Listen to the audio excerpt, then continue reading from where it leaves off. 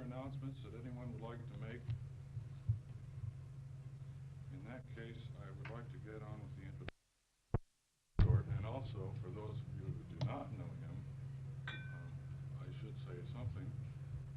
And I find that I might say something about where he has been and who he knows, except that would not really let you know him any better.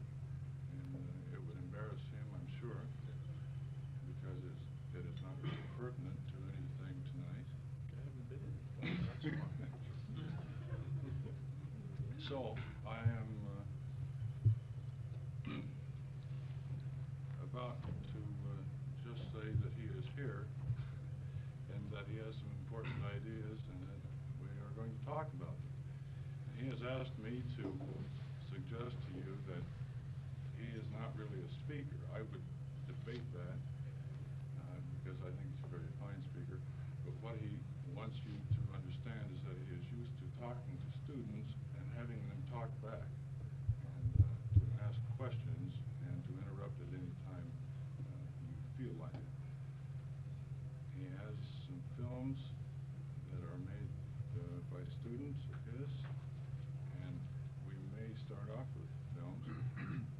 And if you would like, someone is standing behind that door ready to take orders for more drinks in case you would like to keep drinking and talking. We found in the past that very often we reconvene in the bar, but it's awfully hard to hear in there. So we've decided tonight that perhaps we can bring the bar to us. So I'm going to sit down, and I hope that we will talk and drink the rest of the evening. Mr. Foster.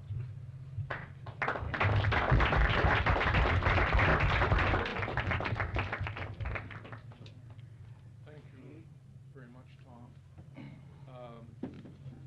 One of the reasons he probably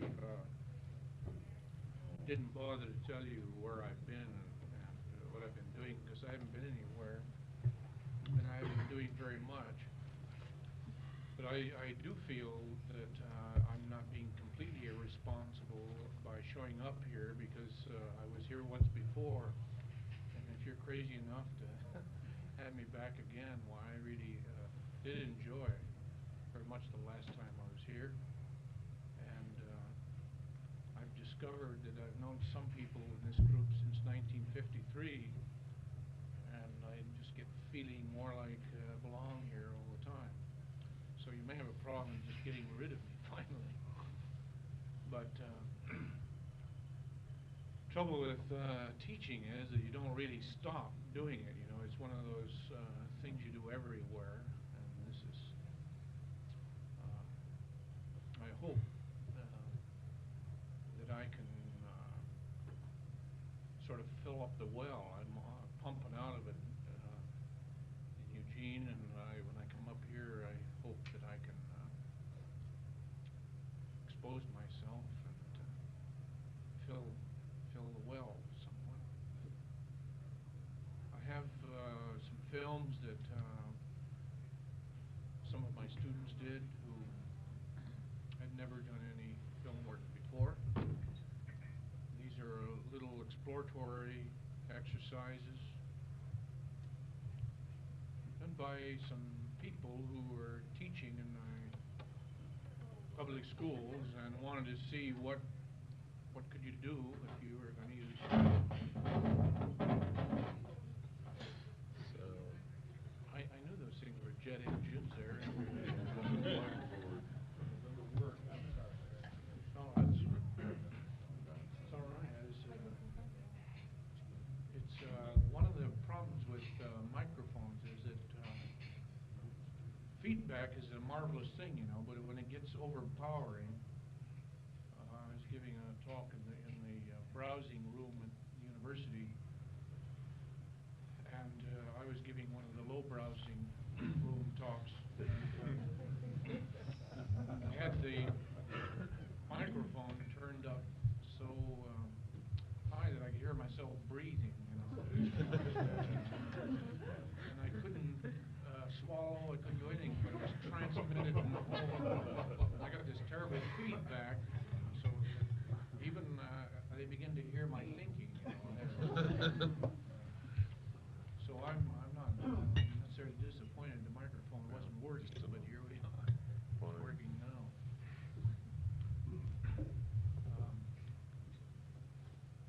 At any rate, I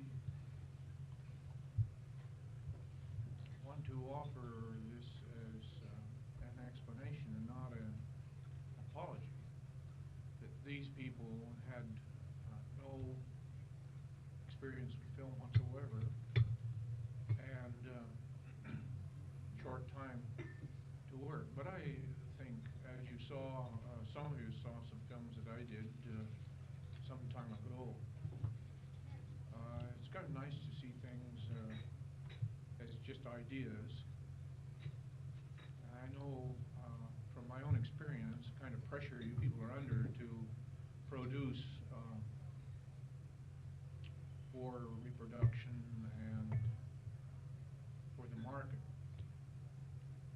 There is a particular, I think, advantage to the school in the sense that it is kind of like a nursery. It's sort of a hothouse, and it's where you pamper the tomato plants, and like the economists say, all things being equal, all their laws of economy seem to work as long as they say all things being equal, but all things are never equal, so nothing ever seems to work they propose. But in the academy, at any rate, we try to see what would happen if all things were equal. So I thought that you might be interested in seeing what we would maybe try. Then I would be glad to answer questions about the films, such as what f-stop did you use, and whatnot. And hope somehow that would bridge the gap, and we could go on from there, discussing the current monster appearing on the horizon, the insidious invasion of beauty. So, could we set the projector up now? Sure. And then we can see these films. I'm really frightened to show them after I get through talking, because then it'll be obvious that I don't do what I say. Shall we readjust chairs at this point? I have no idea where the screen will be placed, but I'm willing to have the projector right here, Tom, where I run it, and then people don't have to move, they just turn and look. Would someone like to volunteer to set up the screen? Yes.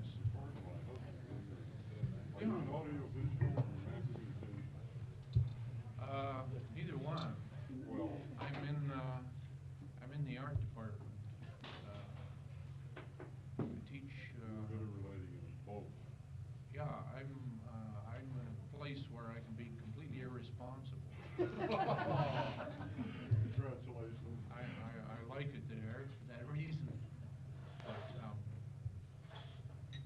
I feel sometimes like I'm in audiovisual.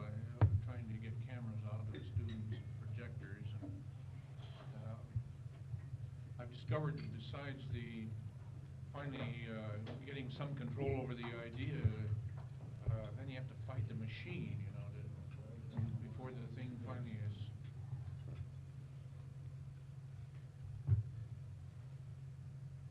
And this is, I've never seen this.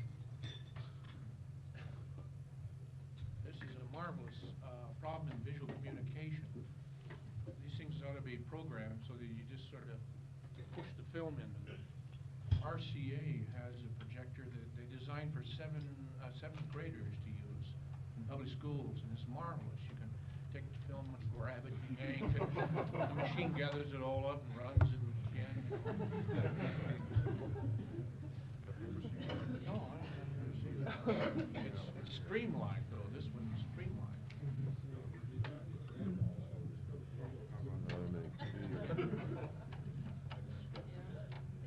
they've managed to make even everything hidden away so you can't even find it on the thing. Just get the thing on.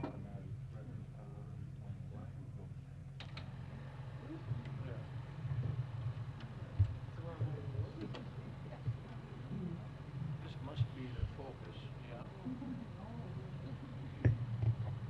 Whoa. You're right, just like that. And it's a boat got ahead, John.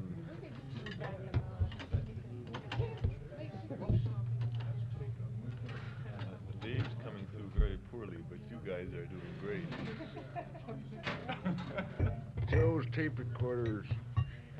Beach in the public schools. And these were done quite some time ago, and you'll probably notice by the subject matter, you can see what people were concerned about, in a way.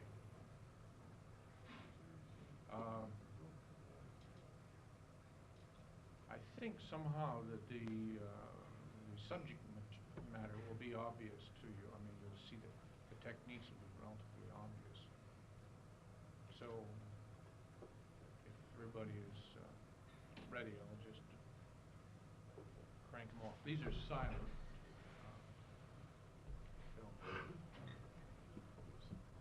apology directly, but what we have to, whatever the idea seems to demand, then we sit down and try and figure it out. So, what they did, I'm not sure, but I think it was around 2 or 3 frames per drawing. Which one are you talking about? Well, on either, what we're getting at is the idea of, well, The yeah, drawing? sometimes you will intentionally get the broken action, Yeah. sometimes it comes up accidentally. They wanted to see, for instance, when the 2 knights rode together, they wanted to see what would happen if you alternated every other frame.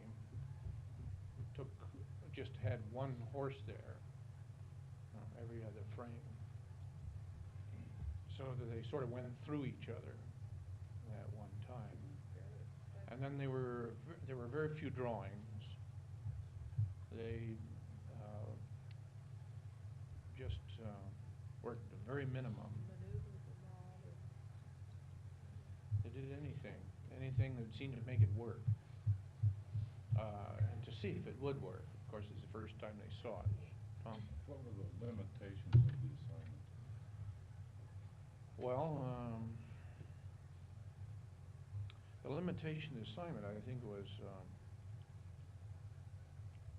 more or less a proposal as a point of departure rather than a limitation.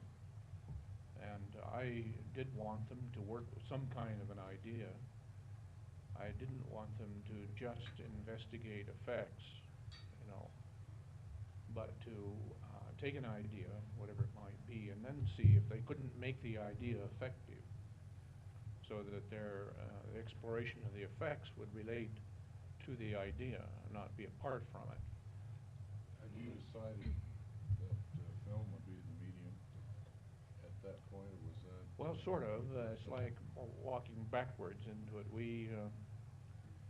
They wanted to learn something about what you could do with film, and we weren't about to decide to make books instead. So this is part of the problem of a school in one sense. But there are times when we take an idea in the class and say, all right, now what form should this idea take? And it's open. But in this case, it was the other way around. Yes? Did the use of cartoon and puppetry seem to carry out your purpose better than if they'd gone out and photographed the real world and cause and effect that way?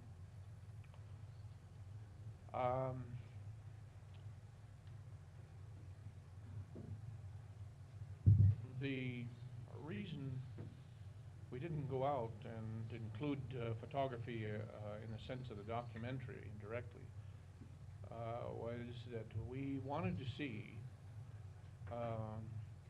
in the context of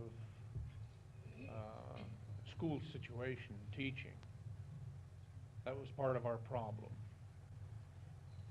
And we wanted to see what could you do in a graphics sense, where you had one camera, and you had to have a situation where a number of students within the class might be able to try different things. But by no means did we exclude that possibility. No, I was just wondering. It's a good question, yeah, right. No, it was not excluded. This was just a part of the particular peculiar problem that we had, and the time we had to investigate that part of it. But going out and shooting, we have made films that way, absolutely. Well, David, this wasn't a sense of project or a thesis assignment where one individual is trying to accomplish a specific goal, but it was a freewheeling group concept of, let's say, free thinking each. How do we accomplish a goal all working together? Sort of. I divided the class up into 3 groups, and then I did say that I wanted them to work with an idea, and I hoped that the idea would be worth the kind of effort they might have to put into it. In other words, I suggested that, What would you give them as a seed, as a group? In other words, you gave them a cue, this, I want you to accomplish. well, in the sense that I suggested that that it would be a lot of hard work, and that I thought they might pick something that would sustain their interest, and not, at first there are a lot of frivolous things. Let's do that. I saw this was neat. Norm McLaren does this. Yeah. Let's try some of that. And I want to do that. And I want to do this. So I asked them to take a week and think about it and argue among themselves. And put three to a group, and then they started to argue about what they ought to do. And then I would come and go and ask them, where are you now? And ask them and comment on what they were doing, and I let them more or less program the things themselves. In other words, I like to do that where the student has the experience of programming what he's going to do. This is one thing that's often left out, most of the time left out in education. Well, what I'm getting at, Dave, let's see. I'm trying to think of something. Well, let's take a simple thing like winding a watch. Do you give a group an assignment, say, no, I want you using motion picture as a visual media to come up with your best solution of how to teach someone to wind a watch? You could do it that way, and I probably have. And leave it wide open. Yeah, Use I probably have, but character I wanted to leave it wider open than that. I just Oh, wanted you- to say, okay, more general. you tell me what you think you want to do as an idea. In other words, I asked them to tell me whether they want to wind a watch or sell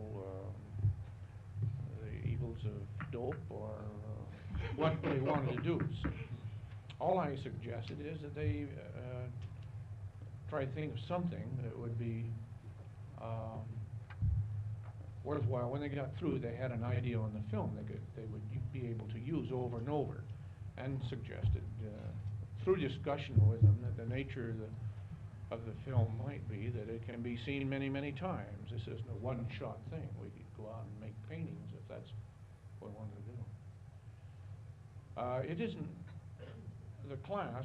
These are teachers that have been teaching in the public schools. They come in to work in the summer. They just don't hold still too long for too much rather esoteric. Who did the artwork? That's my point. Students did. Your actual students making the film did their own artwork. Oh, they did the whole works, including deciding what they were going to do, how they were going to proceed, and I simply provided technology as what they didn't have or couldn't find out, or advice as to how to go about it. But I let them program the thing as much as possible.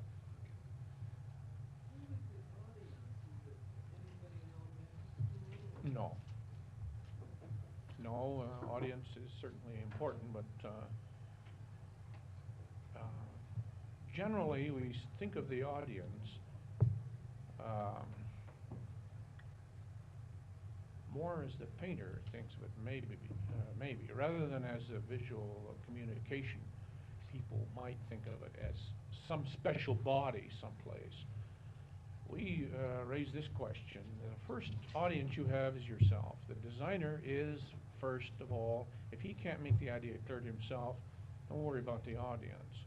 And generally, if an idea is really made quite clear to the designer, if he really understands it, there's hardly anybody that won't understand it. And this is the problem. We like to leave it this way because then the student has the same kind of responsibility. He doesn't sort of get off the hook. Why, I'm really addressing myself to 12-year-olds, you know. But has he really made himself clear to himself? That's always the question. Byron, you want to ask a question?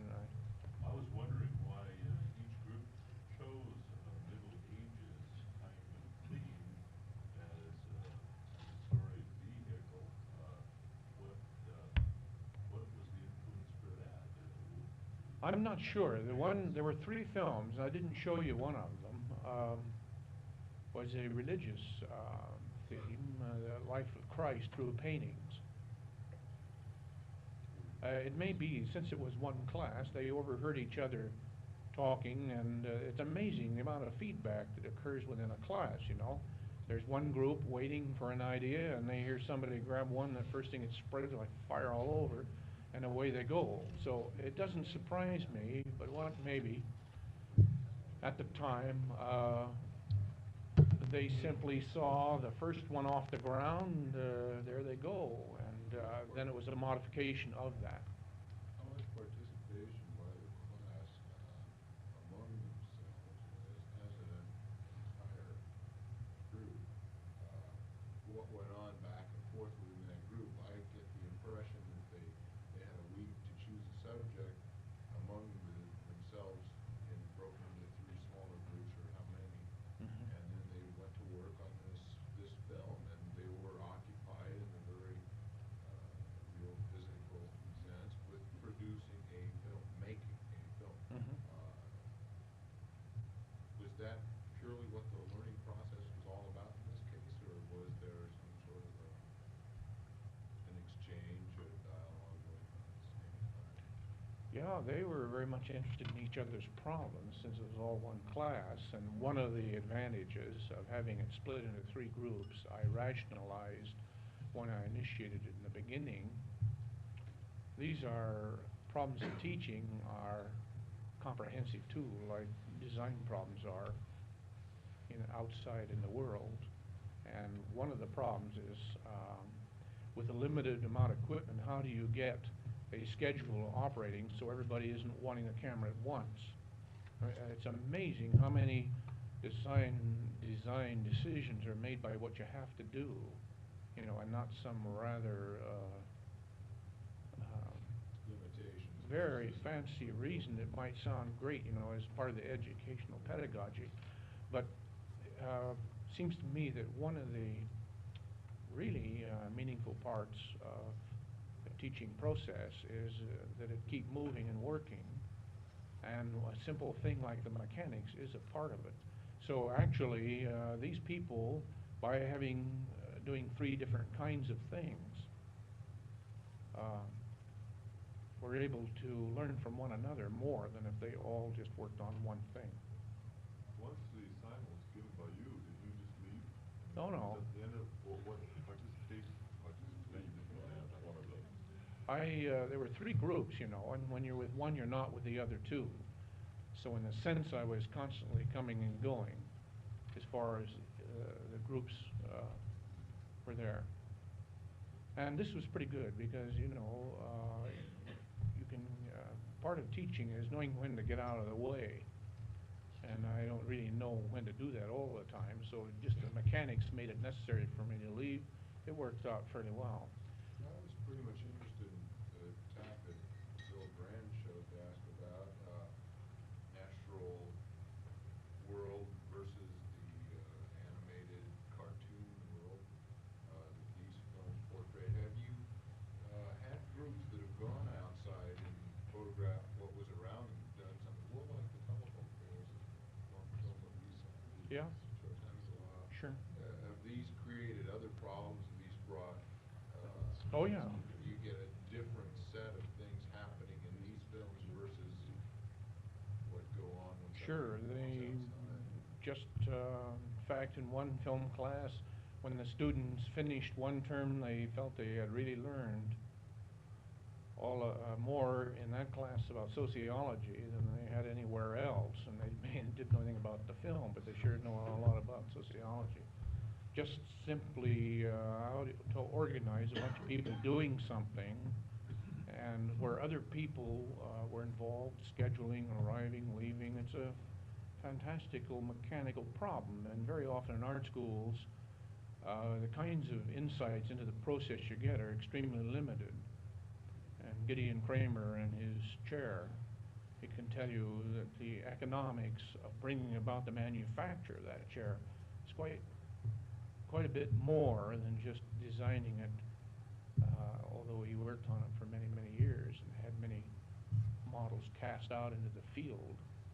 Still, if the designer looks at the thing, meaning that I'm still working with it until you're sitting on it, then a lot more things happen. And if making a film, a small one even, means that you have to organize everything until it gets on the screen, then there are a lot more things involved. And when you go outside, there's more involved, even in the weather, just everybody's ready and it rains, so you don't go. Your use of the word designer is beginning to throw me a little. When these people are finished, when they have a film on a reel, so many feet done, their project is completed, they have any idea of what's going on other than just the physical fact that they work with a camera, film, projector, splicers, things like this? Well, I What would ideas imagine my do last, they walk my away last with? statement, which should sort of answer that question about students that said they learned more about sociology than they had filmmaking. And this is usually my worry. Did we learn anything about film? See, usually it goes the other way. When you open it up,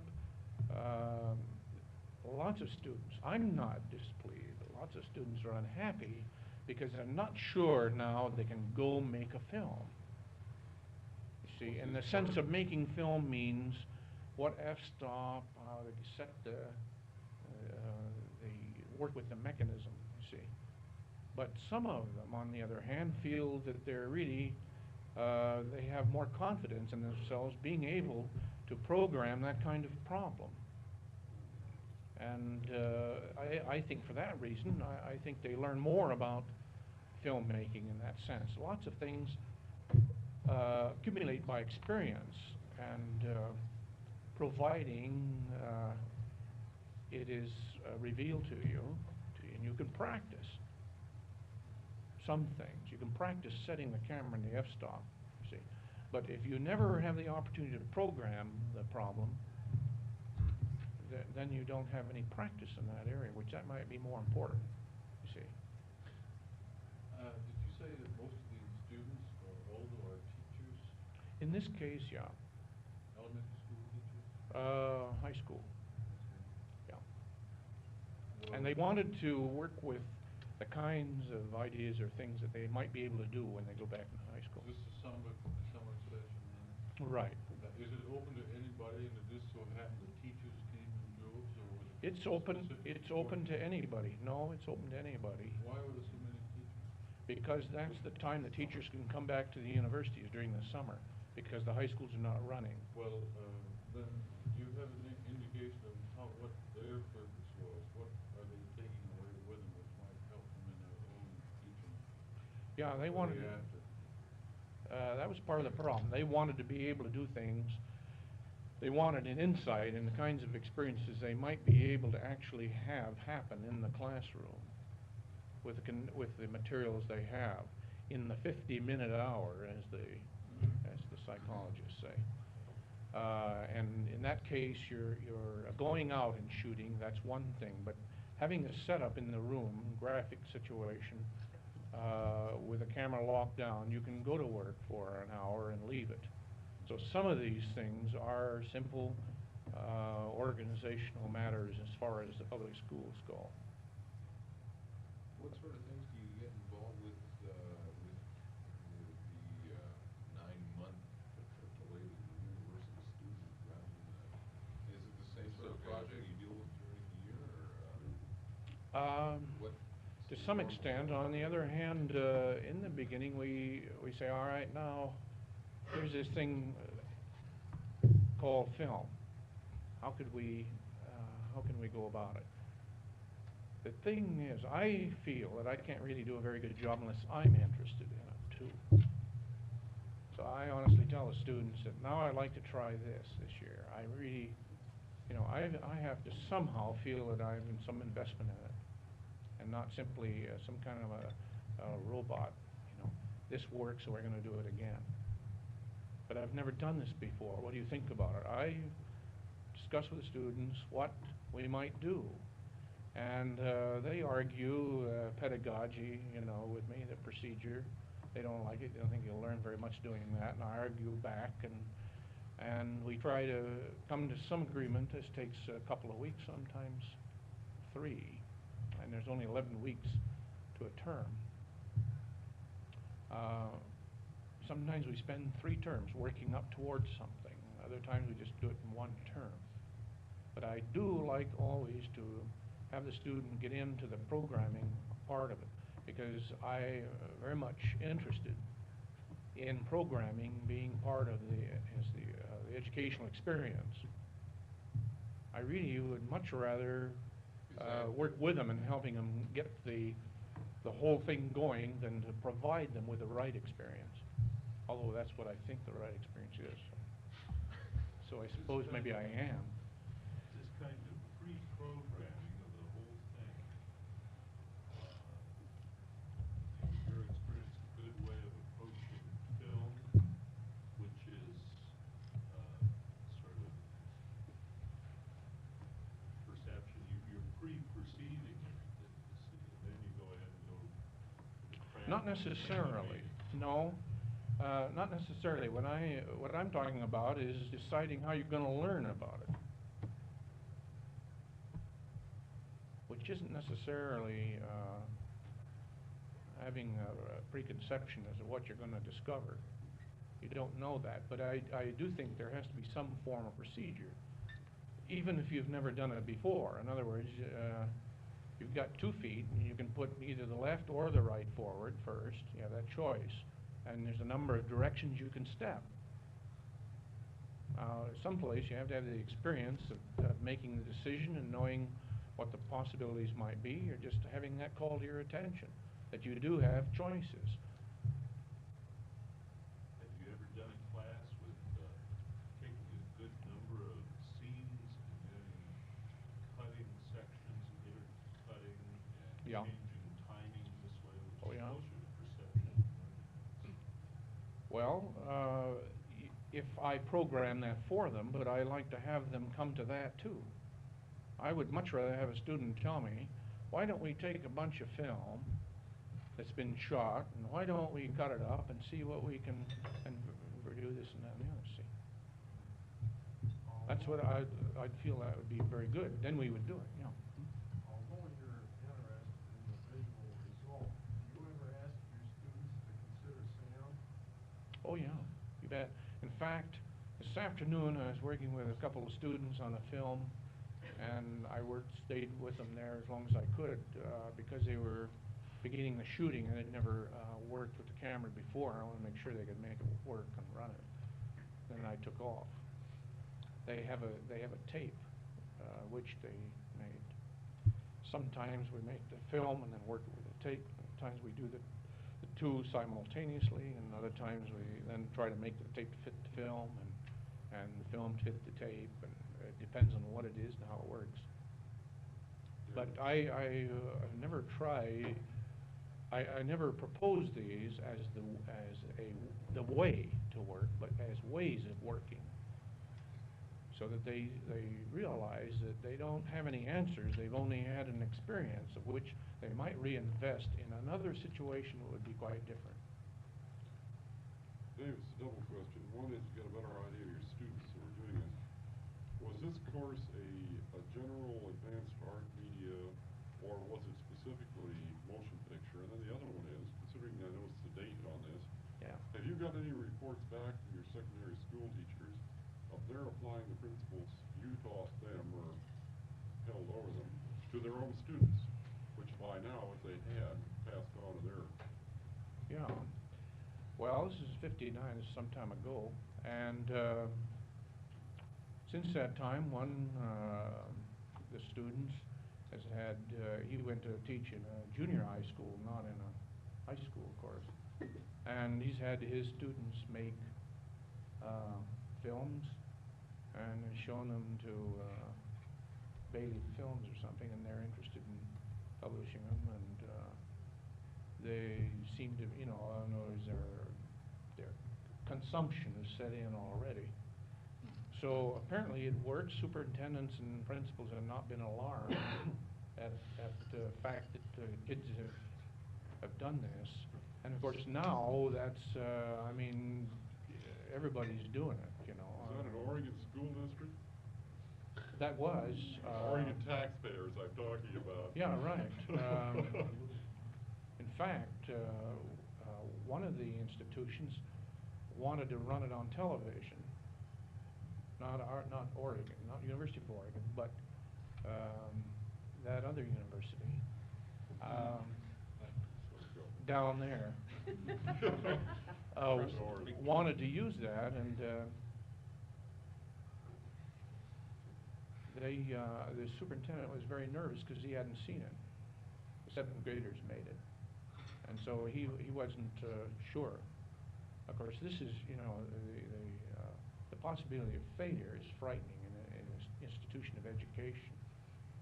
Teachers will do anything to ensure success, and administrators are even more nervous about it. So we had to show it to the superintendent so he'd make sure that it was all right, and then it was shown on television. But it works. It's dependent upon the person doing it, of course, the teacher. I mean, you know, the idea is workable, and it'll be done until it's old shoe, and it is being done in some places, and it's just, in fact, it's being done so often, so many places, it's in the magazines now, so no question about it. What I hope is, I've seen one weakness in the art education program, that is the teaching of teachers, is that generally they teach the way they're taught. No matter what you tell them, you know, what's right or wrong, or good or bad, doesn't make any difference. They will generally turn around and do what succeeded for them. And I don't blame them. I mean, this is your experience, and the one thing you can count on is your own experience. So it's reasonable that they would do this. So then I feel what I have to do is make sure that what I think ought to be propagated be practiced. So I try to, since I would like to have public school teachers begin to invite the students to program their own education, then I have to do the same thing. This is not a very easy way to do it, believe me, and there are a lot of problems. But nevertheless, for all the trials and tribulations, and I'm not proposing this as that it gets results, you see, but I think that the results have nothing to do with the vehicle. In other words, the film in this case, this was an art education class, not a film class. The film here is a vehicle for what I really want to get across. See, is how would you organize some kind of learning experience for someone? This is what, and I want to show them the camera's not that complicated. Photography is here to stay. Why aren't the kiddies doing it? You know, it's like a fountain pen. So this is the reason why I felt that I'd like to have these people do as many things quickly. They thought I was crazy when I suggested the kinds of, making some kind of little statement that would actually be finished in the 8 weeks in the summer session. But toward the end, it became apparent we were gonna have to work on Saturday and Sunday, you know, and they began to really get down to business. When they saw that it was gonna happen, which was about 3/4 of the way through, then they really got nervous and everybody buckled down and tried to make it work. But in the beginning, they really don't believe it, they just go along with you. Part of practical point as a government man, working with Uh-oh. educators, you talk about programming. Now, did Yeah. you go as far as to have them planning out their finance and budgeting on this? Well, I'm glad you asked that question. I've wanted to somehow be able to make a public statement about what I think about the government support of the arts in the public schools. And, Sound off. we have been forced to examine that because nobody else is going to help us with it. The students have to dig up the money for the film themselves. The university won't provide it. And I have supplied the cameras now for about 8 years, and I'm getting tired of it. And I have been begging and screaming and hollering. I raised my voice for the tape here. For some time, trying to get cameras. But I found one of the most interesting paradoxes that exists in this state, and in our university in particular, that where the governor is certainly making public statements about support of the arts and committees being formed and all of that, and our University of Oregon having one of the men from the federal government who was active in the support of the arts, and yet in that institution the art school is almost bankrupt. So I think this is one of the strangest kinds of situations, and it's almost borders on hypocrisy from my point of view. But every time I ask for something, I'm told this is a poor state. And I find this very, very difficult to accept when right across the stream I see this phantom forming, and it's called a stadium. It's a couple $1 million for that thing. So I tell the administrators and administration that I don't agree. This is not a poor state. What it really means is that we can't seem to make up our minds as to how to spend our money, which is quite different than being poor. So, yes, the students do examine financing such a venture and where the cameras are going to come from and how it all happens. You prefaced your films about, with a phrase having to do with beauty in city is something about beauty creeping in. Thank you. Now I'll get down to the topic of the evening. Thank you very much.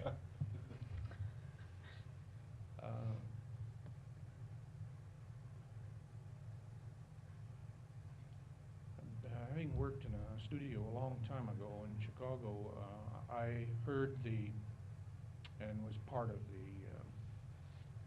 the problem of why you can't do good design because the client just doesn't understand, or you have to educate the client and so on and so forth. So I'm familiar with that problem. At least I'm not familiar with it. Let me say that I've seen it and I was introduced to it. Then in education, having worked in that for about 15 years now, I've discovered that while the names of these situations seem to change a little bit, the problems seem to be about the same. And in when I was teaching in the high school, I found the pressure was on to provide what we some time ago called consumer education. The thing to do in high school was to teach people, young people what kind of a chair to buy. They ought to really want the Eames chair. These were the fine design of the time. And there were books published about good design and things like this. So it really was centered around good works, good objects, and what pleasant colors went together pleasingly, or something like that. And there were, in order to do this, somewhere there were experts that would tell you, because they would know. They either wrote the books, or they came in slides or films or whatnot. And generally they were somewhere else, and almost always. And if you were in a little town like Springtown, USA, you learned about these neat things that you ought to want. You go downtown and you never found them on the counters. But at any rate, they were somewhere. And when I came to the university, I found that it's the same situation all over again, only it was a little more neat. They were the right kinds of paintings and the right books to read and the good things. And by that time, some of the people had been able to survive long enough to become painters or students, aestheticians and historians, and we're going to get in on that top group somewhere that we're telling all the rest of the poor folks what really would be neat. So I don't know where the rest of them went. At any rate, I was in the university, and some of them came to the Museum Art School, and others scattered, and I went to the university. And when you're surrounded by a fantastic number of people, you think that everybody goes there. You know, I keep thinking that everybody's here at the university, but I realize that only a small percentage finally come to these institutions. And the emphasis, again, on what's good, what's the product. And many schools, many teachers teach how to make paintings. And of course, the museum show business, in the sense of the museum, painters are very sensitive to what is showing. I remember trying to get an old corduroy suit. Went downtown to the department stores, and a very nice young lady came out, and I said, could I see some of your corduroy suits? And she says, oh, they're not showing this year. The devil that man. I don't care whether they're showing or not. I want a corduroy suit. So, yes. Yeah. What are your criteria? Well, that's what I'm talking about, is the establishment of criteria without experience.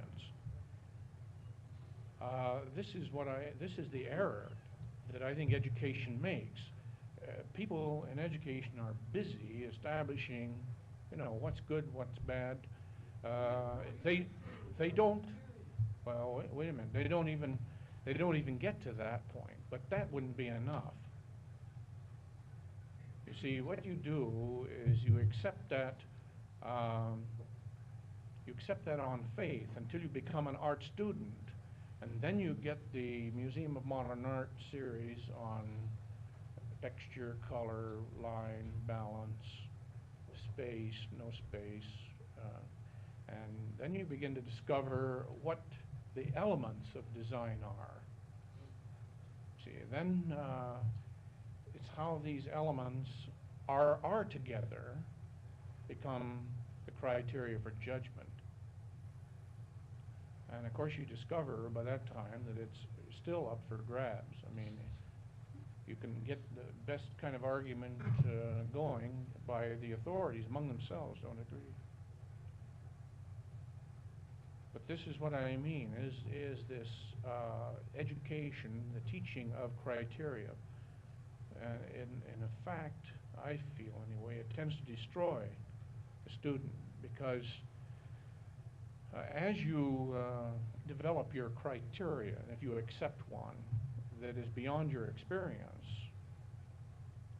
you begin to feel very,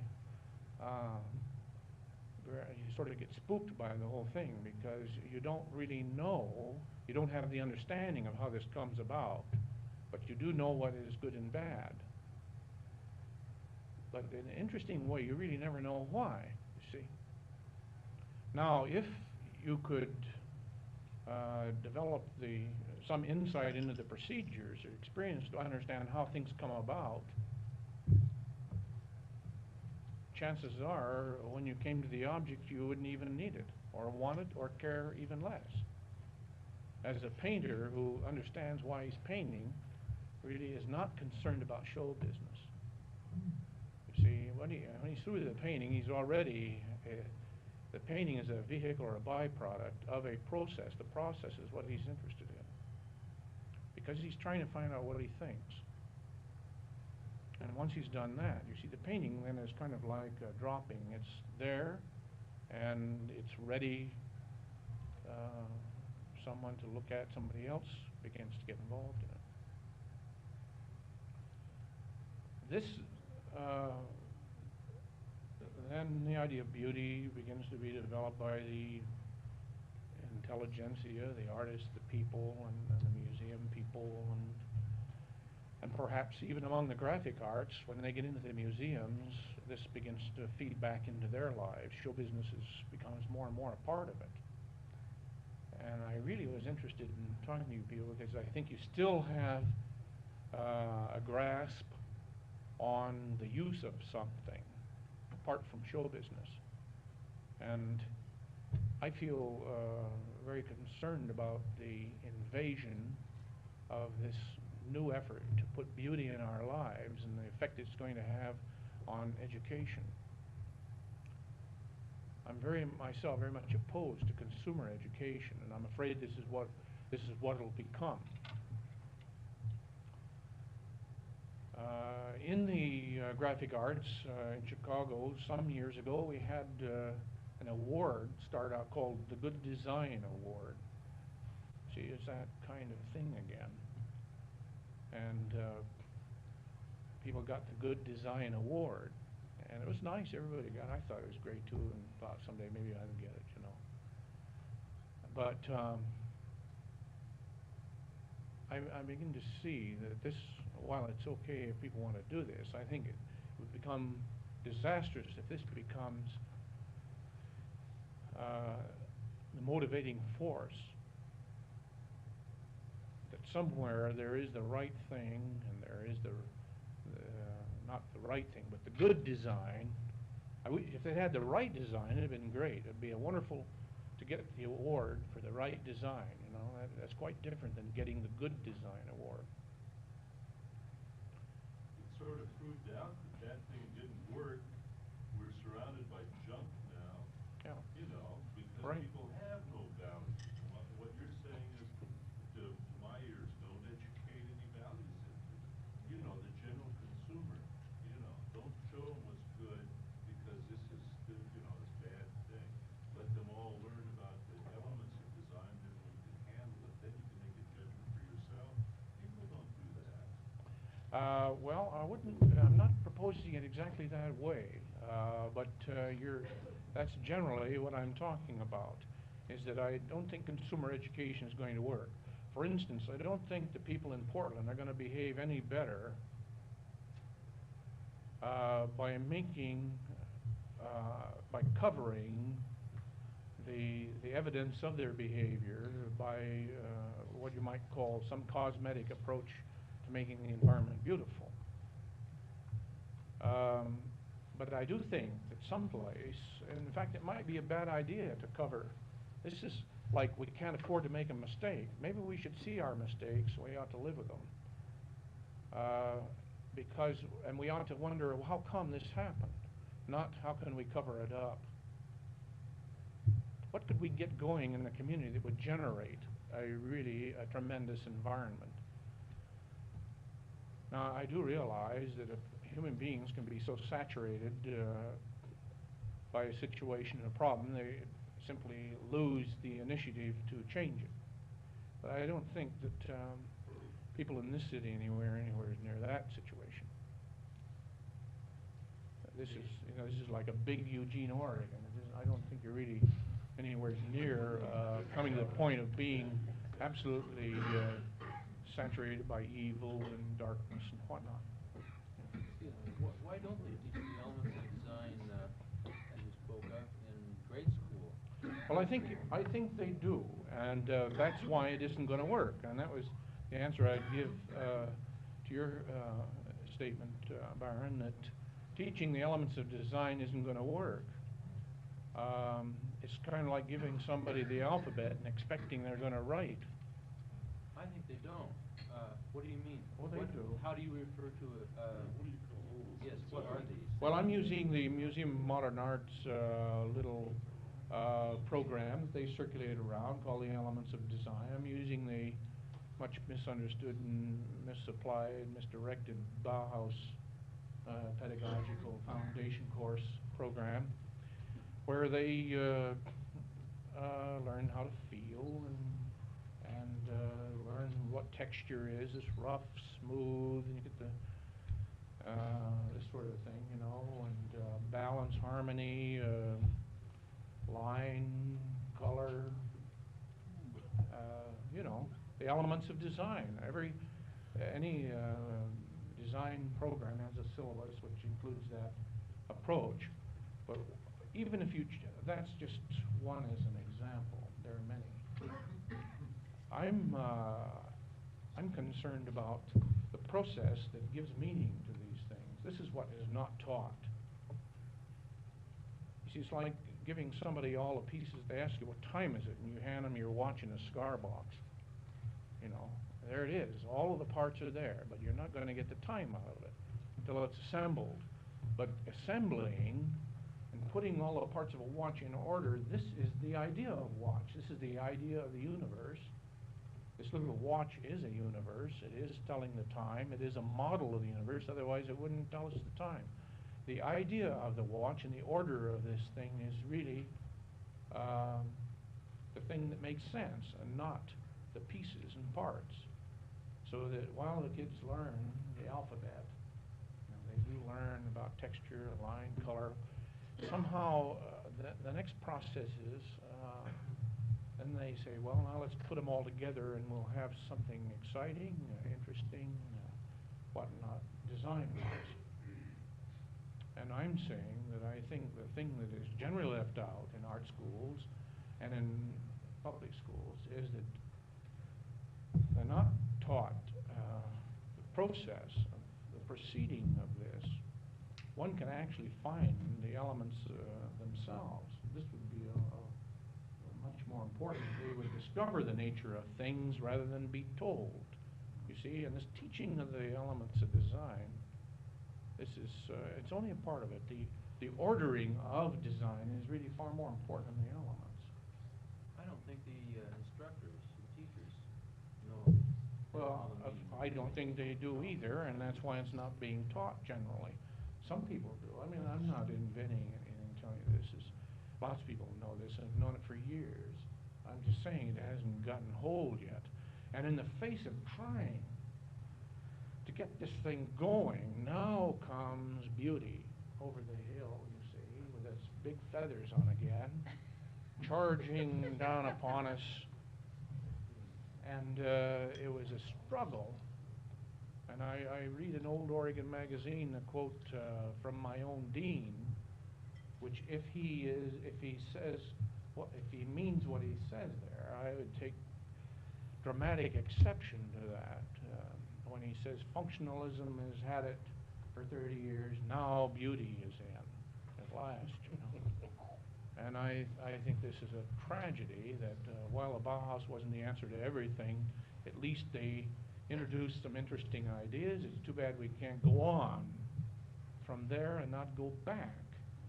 And people's notion of functionalism is so strangely limited. But you see, use in the arts traditionally, many people feel the arts are useless. This is what makes them art. And when something is useful, it's no longer very interesting as an art. It's interesting how in the craft catalogs now all the old platen printing presses are now being listed. You know, it's all the old letterpress printing will now become art because lithography has taken over and letterpress is useless. So it's oddly enough, lithography went that way, but it's a funny notion we have about art. If you can't use it, then it must be art. You see. You hear these phrases coming up all the time about be practical. You know, artists aren't practical. It's not utilitarian. It's not. If it's functional, it isn't beautiful, and all this. So I'm just playing this little word game with them and saying, "Ye gods, you know, if we're going to have beauty again, then let's really make it tough to have beauty." I mean, it was the territory that us functionalists staked off was hard won. Let's not give it up too easy. Let's really make them say finally what is it they think they're doing, and let's not reinforce the mystical idea that those who paint have talent and are working off their feelings and intuition, and it has nothing to do with an idea, and they're not thinking, it's how they feel, you know, and the rest of us are doing that terrible stuff that's going to be used and reproduced and sold and distributed and worn out, and you know, in other words, here we go again into the two camps. Maybe I'm helping that to happen. Maybe this is a mistake. But I'm really deeply concerned because it's moving with the governor's committee now on the arts, and noticeably hardly any artists on that committee. This is alarming. And I'd like to see a graphic designer on that committee, maybe a couple of them, because maybe you're the only ones that understand what I'm talking about, you see. Some painters do, but they, I beg your pardon? Maybe he doesn't, but he's not getting very good advice, maybe too. But he's his wife, he must be. I beg your pardon? It's amazing how many things take place in the state without anybody knowing it, and then you read it in the paper the first thing, you see, and it's all been taking place. I'm continually amazed on our own campus the kind of credit to people who are involved in the business. Like myself, I think I have some investment in it, and hardly anybody asks me what's going on. The administrator is telling me, you know, they really think of the artist as a kind of a guy that wants a little room somewhere with a little straw and wants to paint and be left alone, and when you come out of that thing for sunshine and want to take a walk, just keep quiet, don't talk to anybody, go back in there, you know. And I've had some interesting arguments with Tom here about the role of the artist as politician, and I was more or less, I felt that the new thing in the arts, of course, is to become socially conscious. This is the new thing for graphic designers. They're banging on the door of the museum trying to get in and be artists, and that isn't quite opening up as quickly as they'd like it to happen. So they found that there's another area that they're able to get a little sympathetic magic going, and that is taking on some of the robes and feathers of the sociologists, that they are the taste makers kind of thing, and this has a certain kind of respectability, and they hope to reinforce this very utilitarian post that they find themselves in, give it a little more status. And I think that I identify with this. I'm sort of, maybe I don't belong in the university. I'm masquerading there. I don't know where I belong. Maybe I don't belong in the graphic arts. I don't belong in commercial art. I don't belong anywhere. But I see some weird things going on and really feel that the graphic artists, alarmed with billboards, you know, and that sort of thing, the ugly beer signs going up on the highway, but would you be happy if we put modillons and Rowalts and things on those billboards? Would anybody really object to it then? It might, you know, this is interesting. But I'm always not terribly upset with the stuff that peels off in the first windstorm that comes along. What really bothers me is the stuff that hangs on for 100 years, you know, stuff that gets planted and is there forever. So the graphic designers, in a way, are working on a relatively temporary medium, but they are in the educational institution. I've felt for a long time that the advertising arts, or the arts of the persuasion, are really the American school, that the formal public schools are just running a little competition with the library. But the people that are really working with the minds and forming values, attitudes, and whatnot, these are the designers and the copywriters and the ad people. And I felt a strong competition with them, so I think we're in the same business. Now, I'm saying if that's the case, then here comes beauty. And more people in the world, they need more jobs, and I think that these people want to secure their position. Kit Haber was here in Portland a while back, and he worked hard to get an art history program in the schools to tell the kids what they should like and let them know the value of paintings, how much they cost, things like that. If any of you bothered to read that report, it's very interesting. But this is a thing that I found to be absolutely disastrous, because to get people involved in the process is a very difficult thing. And the argument, they never take people out of the writing classes in school, because they say, well, these kids aren't going to become Hemingways anyway. They don't do that. They don't say, well, we'll just tell you about books, because you're not going to be writers. No, boy, you're in there writing your compositions continuously. Everybody writes, you see. But drawing, that's another matter, you see. We'll just tell you about paintings. Now, in Old Oregon magazine, Dr. June McPhee, the new director of the Institute of Community Studies, which proposes to help raise the terribly low level of the Oregonians to something a little more acceptable, proposes in her statement that we teach people to write, we teach people to read, and we teach people to do mathematics, and we must teach them about art. It's very interesting, the words that are used there, you see. We don't teach, we teach them about art. And this, you see, because then they can have some beauty in their lives.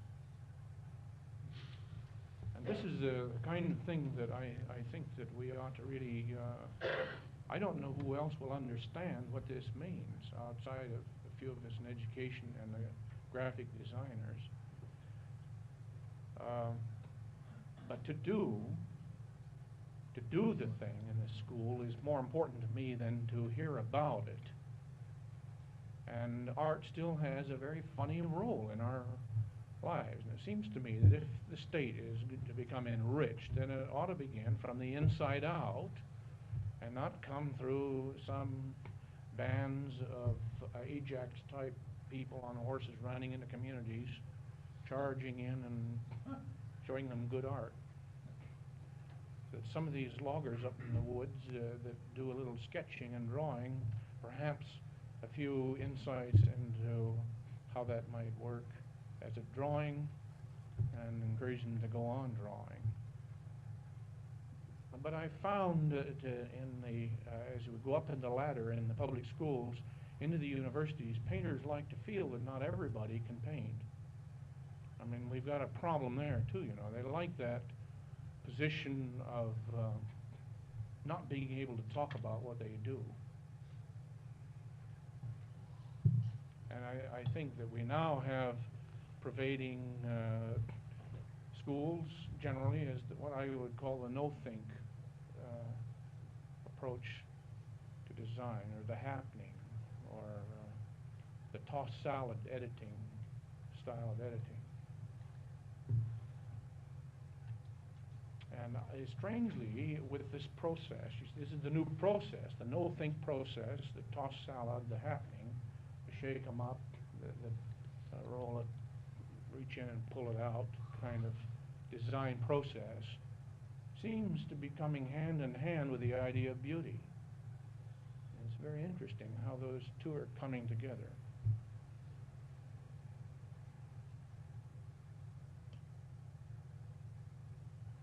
Well, this sort of goes back to some of these earlier notions this evening about what do you hear from your students from back in 1959? Are they out doing it? Are they making art? Are they Well, if you generating asked me this? about one from Well, I'm saying 56, in the course of 57, I can your, tell you. No, all right, people you've been involved with in your team, or, I know Tom personally. That's why I was going to ask him to tell you, But, answer the question. Well, it isn't, Is that what you, is this desirous? How, I tell you, to answer that question, I'm afraid that I couldn't help myself, whether it was falling on deaf ears or I was a complete imbecile in trying to explain what I mean. I don't think this is the way I see it, and this is the way I'll keep on trying to make sense out of it. Now, I don't know how many of the students get the picture. I'm learning from them all the time.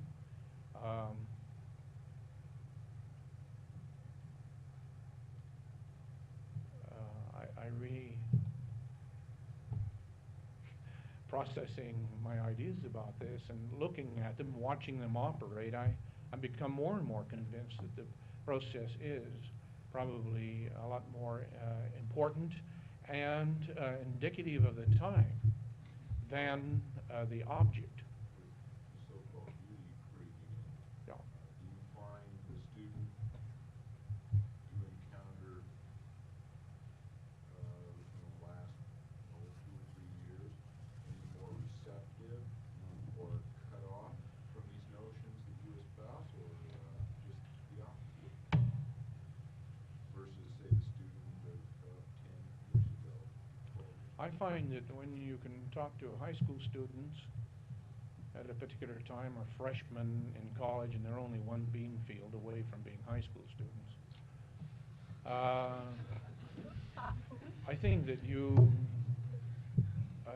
can be very well understood. They don't have to know.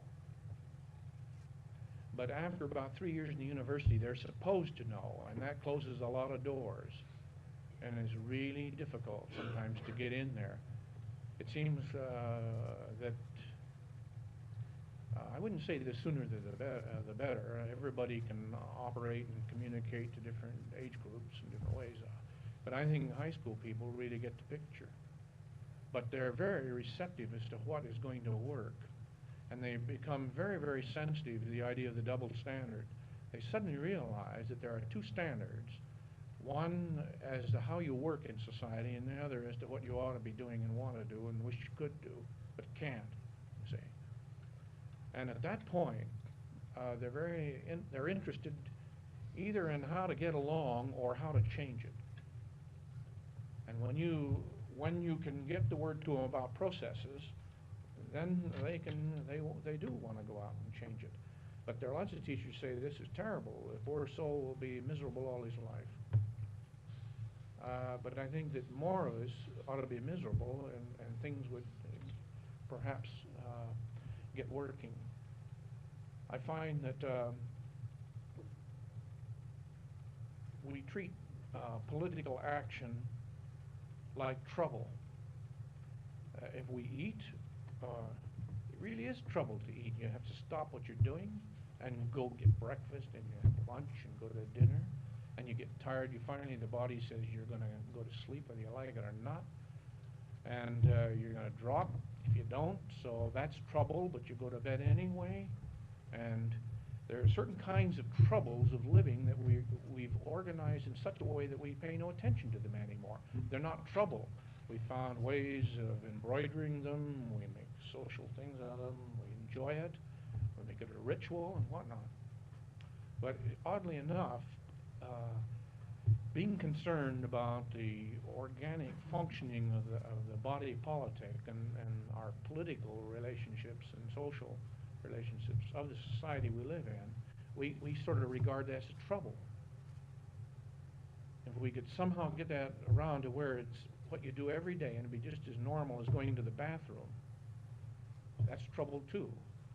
But if we could just think of that as a natural part of living, of being a human being, we get so used to it that everybody was doing it all the time, you see. And I think that this is what's going to be necessary for people, finally, to solve the kinds of problems we're approaching, that the object-oriented society has got to go. See, we're going to have to begin to focus on, and I think the kids today are beginning to show us some of these things by the language they use, where the action is, you see. This is kind of corny, but nevertheless, look at it. What does that mean? In other words, where things are going on, not where the objects are, you know, not, they're really poo-pooing the good things, the good objects, but they're focusing on processes. Now, I don't think they do that because they've rationalized, gee, this is neat, let's go do the right thing, and it's right to do this. I do think a designer, oddly enough, is not one who chooses, but who finds out what is permitted.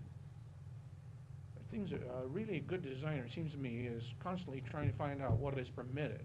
So he doesn't really make these neat decisions. You know, Edison likes, I think I'll invent an electric light bulb. That'd be nice to have, you know. You're finally driven to these things. We're really, with our backs to the wall now, there are things that have to happen. And so we're trying to find out ways in which they can come about. But that's what we're trying to find, the processes. Designers, you see, the beauty people are going to be in there talking about the object, and the designer ought to be in there talking about how things can come about. And all the way around. The comprehensive designer, I think this is really what's going on. That's why I think young people today are fascinated by the motion picture film, because it isn't so much an object as it is a going about. It's a transition. It's a transitional media. It is a media of change and action, and they have to have it, and they're getting it. It's fascinating to them, not because it's a new thing. Gee, many Christmas, the movies have been around a long time, but all of a sudden now it is becoming the one thing they want to get their hands on, because analogically, you see, it has an awful lot to do with the problems that we're living. But who's ever suggested there's a beautiful process to you? Just think about that, you know. How do we use the word beauty? What does that describe? Hardly ever a process. Now, somebody who skis or rides a motorcycle or likes to boat, go sailing, you know, might, when somebody goes up over the jump and lands, they say, gee, that was beautiful. You know, maybe, see? That procedure was beautiful. Or if you're interested in politics and you tabled a motion and moved and seconded and mended and back and forth, and the guy got through, all of a sudden there was a thing that happened. Nobody, what happened? Nobody knows. The guy says, gee, that was beautiful. Especially if his motion made it, you see. So that this kind of attention and direction and investment it's been the way we've lived, and it's like gravity, you know. It's all around us, and nobody knows how to talk about it. You know? It's too obvious. It's too much there, you see. But by golly, we'd better focus on it, and it's not so obvious, and it is a very critical thing. Whereas I'm not too convinced that the Eames chair is so hot. Although one time I thought it was really neat. But after sitting in Gideon's chair for a while, I really think Eames he stopped too soon, maybe, you see. He should have gone on proceeding. But I really think that the object is, it is relative kind of point by point by point, whereas if we could focus on the process, the proceedings, I think these are more critical. Now, don't misunderstand me. Often when I get talking to people about drawing, the importance of drawing, they think I really mean to go out and burn the libraries. I'm not saying that we don't get feedback from the objects. We have to, when you walk down the street, you have to look at things in front of you. When you drive the car, you've got to keep your eye on the road, so to speak. But these are points of reference. They do not become the success. What we really should focus on, not so much success in the sense of places and things, but more as successions and succeeding. In other words, meaning one thing proceeding and succeeding.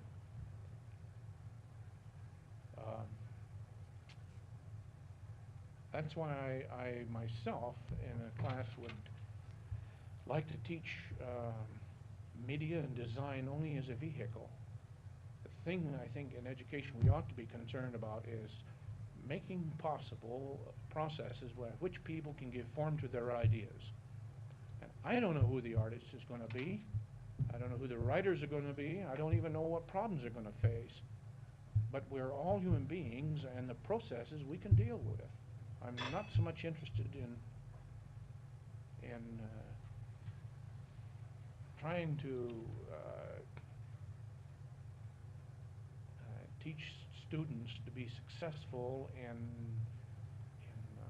craftsmanship and techniques, although these things are very important. If you can't give form to the thing well, you may not know what it is you're trying to think about. I realize that's certainly a part of it. But it's the way in which you approach the thing. I was going to say that it sounds to me like you're talking about paying attention to processes now, and perhaps this is the kind of thing that eventually creates objects, and that perhaps people are turning away from objects simply because we've done such a bad job at it. The whole society's full of junk. It's a junk society because objects are really not good demonstrations of good processes, true. So now you're coming down to basics. I think so, I anyway. think the problem is that there aren't enough artists. Well, and how do you get them? You see, we now have a program to feed those who are already successful. We've got enough artists to See. do a lot of lousy commercial art around because we've got a lot of lousy commercial artists. Well, you've got a lot of lousy writers. Just go into a bookstore sometime. Why talk about the graphic arts? Go in and look at some of the literary things. The proliferation of paper-bound books is fabulous. I have publishers coming into my office, and I'm nobody. They don't know who I am or even care less. I just happen to be on the staff, and they got the directory. Let's try this guy's office. And they come in and they say, "You got anything you want to publish?" We sit down and chat with you, and send it in. Sounds kind of interesting. We'll have our art editor look it over. And I say, well, why? I said, really, I don't want to contribute to the garbage that's already oozing out of the windows down there in the bookstore. And I'm reading books on film, and I'm discovering, a few years back, not so very many, there were about 5 books.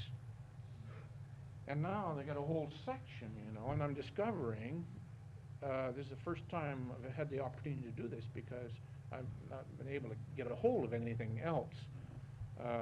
See it kind of burst in front of me. But they're reading these 5 books and writing about what they think about what these readings and writings were all about. And the thing is just getting bigger. And if you can read Eisenstein's book on film form and film sense, you just about got it made, It just keeps cropping up in there all through. But this is really, I realize I'm generalizing and I'm just giving you my opinion for what it's worth, but I do want to simply suggest that we ought to think about these things. There are some tremendous things being written on film, and they're quite original, and this is what is encouraging. But still, like I say, the big thing, I see the feathers, you know, like the wagon train going through the pass. I look up and I see the Indian feathers still on the top, and I'm saying, wait a minute. And now, with money, you see, for a long time they didn't have money. And the money was in commercial art, because somebody's going to pay for it. But now the painters are going to get money, you see. Now watch out. Now, of course, there won't be people wanting to learn how to paint, wanting to paint. There'll be people who already have made it. Because one of the things that the government representatives are concerned about is success. They want to be there. They get real nervous about this kind of appropriation, and they want to make sure they're going to be covered. So they're going to pick those people that have already demonstrated pretty well that they're in, so that the experts will defend them. And I asked them about this, and they said, yes, we're going to ask all the deans of the various schools. And I said, well, then how in the hell do you expect anything new to happen? You're going back right to the old channels again. You're going to get the same old story, same old message. But nevertheless, they're committed to this because everyone wants to succeed. And nothing succeeds like success. So they're going to take those that are successful, and they're the ones that are going to get the money. But if we want to do something for the arts, you know, we'd try and find the guy who wants to do it and is getting kicked out of his home because his parents think he's a bum, and he can't get a job anywhere else because he has some kind of nutty idea that painting is his work.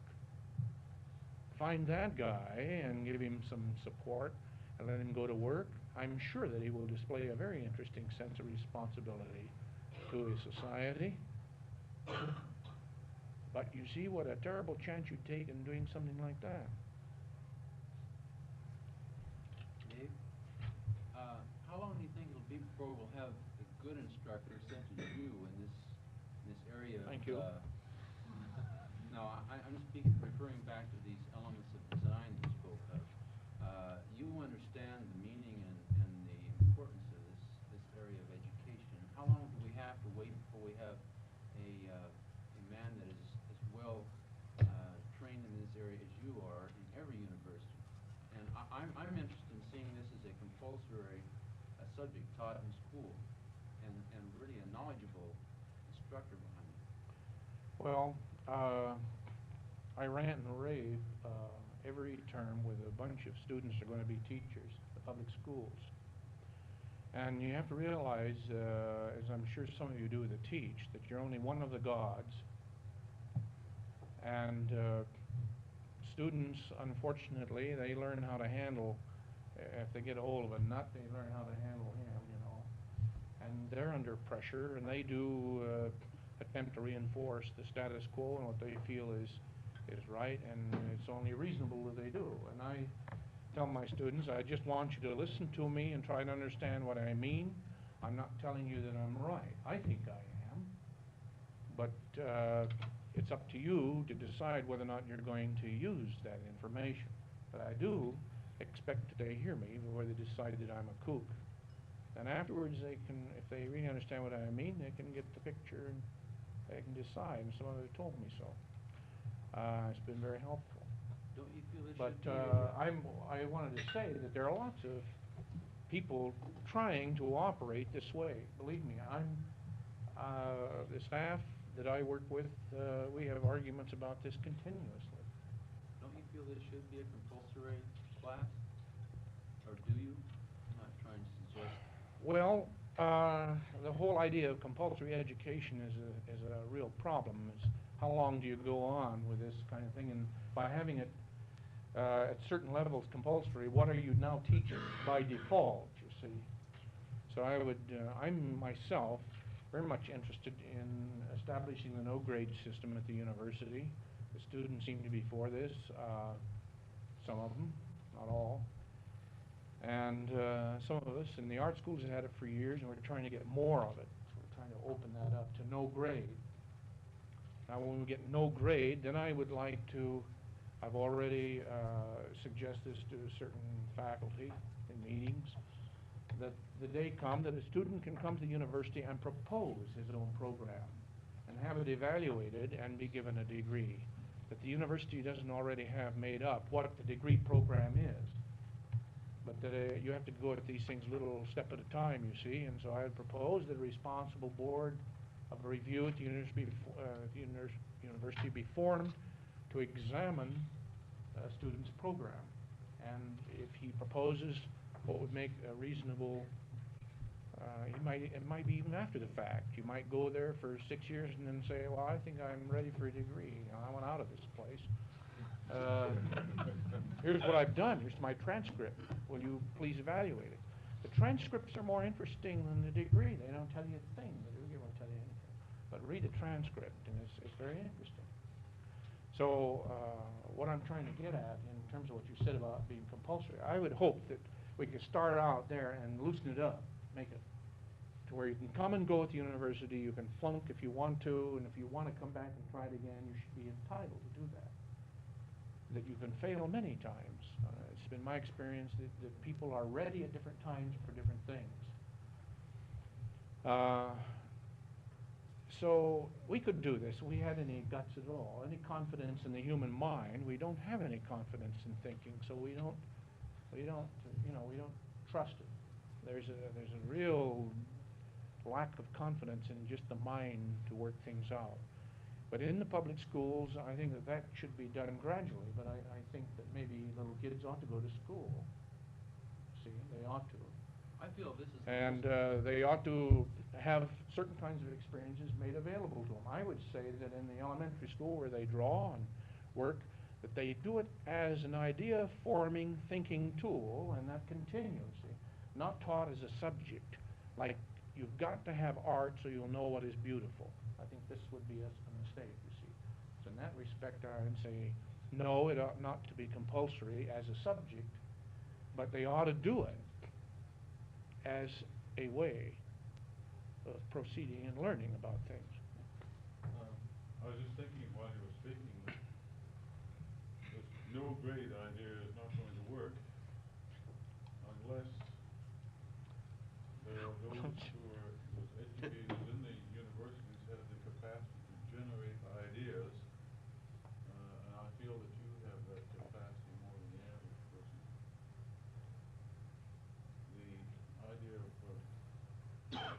well, I think all of us have known some teachers somewhere along the line who has the ability, consciously enough, to light a fire inside.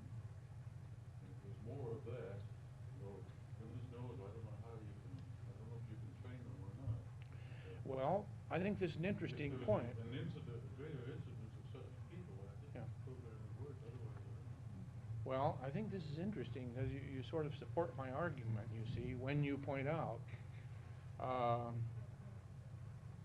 when you're pointing out that the no grade would not work.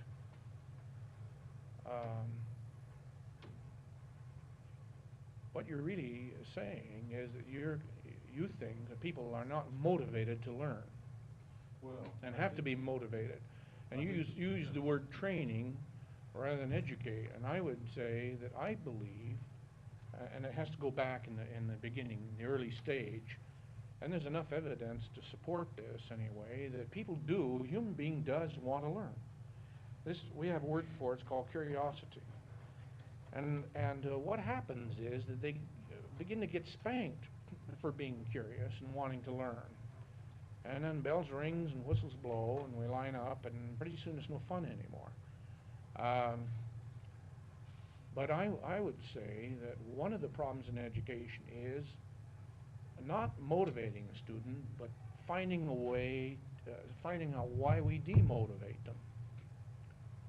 I think many people are demotivated, and I think when you say we got to find teachers that have ideas, people have ideas. I find that if I can somehow get to my students in just getting communication established, I discover they have ideas. Most all of them, and I haven't met many, what you'd call dull students. I wasn't inferring No, that I, you should have the no, idea. I know you weren't, but I'm just, You've been telling us that you've been learning a lot from your students. right. I know you weren't, but what I'm saying is that you're raising this question is interesting because this is a part of the idea that the no grade won't work because the student is irresponsible. Actually, this demonstrates why teachers have used grading, is because many of them don't have any ideas, and generally, if you want out of work, you figure out how you can grade. I know that because I've done grading, and I know that this is one way you get off the hook, is by having grades. Now, when you don't have any grades, the student wants to know what the devil's going on, and he'll come around and ask. Now you're in trouble. See? Parents want to know. The parents want to know, the student wants to know, you know, and if you really want to get off the hook, you find some way to grade, and you can do it by saying you're supposed to have 3 papers in. You have only got 2. Sorry, old man, you don't make it. See? This is done. Or how come I said 500 words in this thing, and I count 489. Now, you've got just a little more to go here. Or this is not how you spell thought, T-H-O-T, you know. Any number of devices like this offer you the opportunity to grade. But when you say, well, what do you mean by this? What are you trying to get at, you know? Well, obviously this takes time. And this is where my government man is gone. This is where the state comes in terms of the funds to provide enough staff to do the job. And I'm not talking about counting or grading papers. I'm talking about asking questions. You know, I'm talking about the dialogue with the student. This, I think, will make that possible. And I would agree with you, the no grade won't work if you don't have teachers. But I think the teachers have ideas, and I think the students have them. And when the teacher doesn't have them, student will. And it works the other way around. I come to class some days and I tell my students, you'd better motivate me because I don't feel like being here or care even less. So if you want something to happen, you'd better figure it out quick. Just by working in an intimate group such as I assume your classes are, whereas in a lecture of 300-400 people, how do you get around? It's ridiculous. Obviously you don't. But the guy who's lecturing to 300 people is running competition with a library. See? I mean, there are certain... So are schools. You brought that point out Right, before. right. Running competition with a library. But this 300 business, that's a good example. That's great.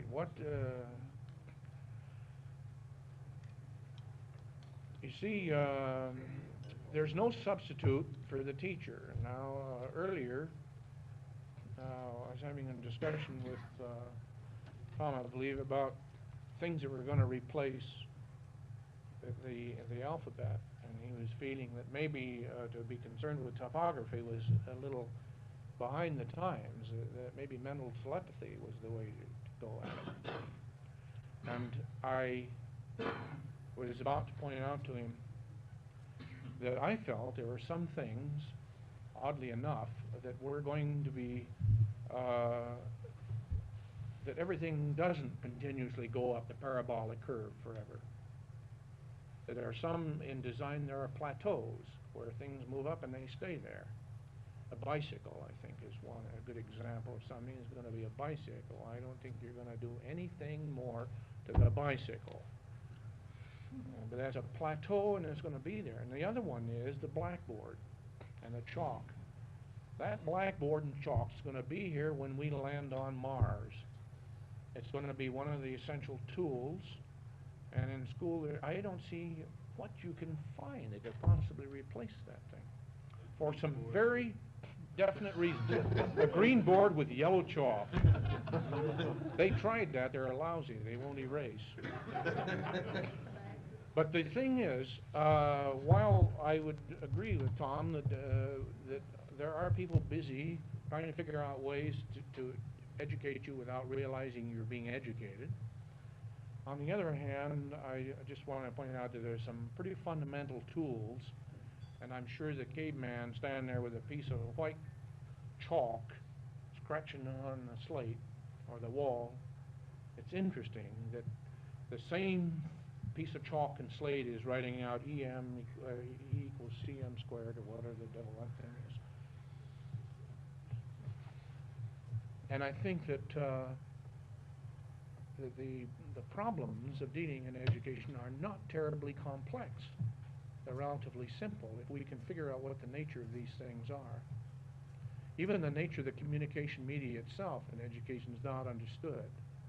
You see, because art still is a subject. It is not usable. Nobody uses it to think. Now, I'm generalizing. Generally speaking, in education, nobody uses it. A few teachers do this that aren't even teaching art. They don't know what that is, but the kids go out nature study and they draw the plant. And the drawing is a definite mechanism for examining the nature of that relationship of the pistil to the stamen to the leaves and whatnot. That's why when you asked me about taping this thing, I felt that to put it on a recording really changes my approach to it completely, because the media of oral discussion is that it's fugitive. And because it's fugitive, it offers me a vehicle for a particular kind of thinking that I might do.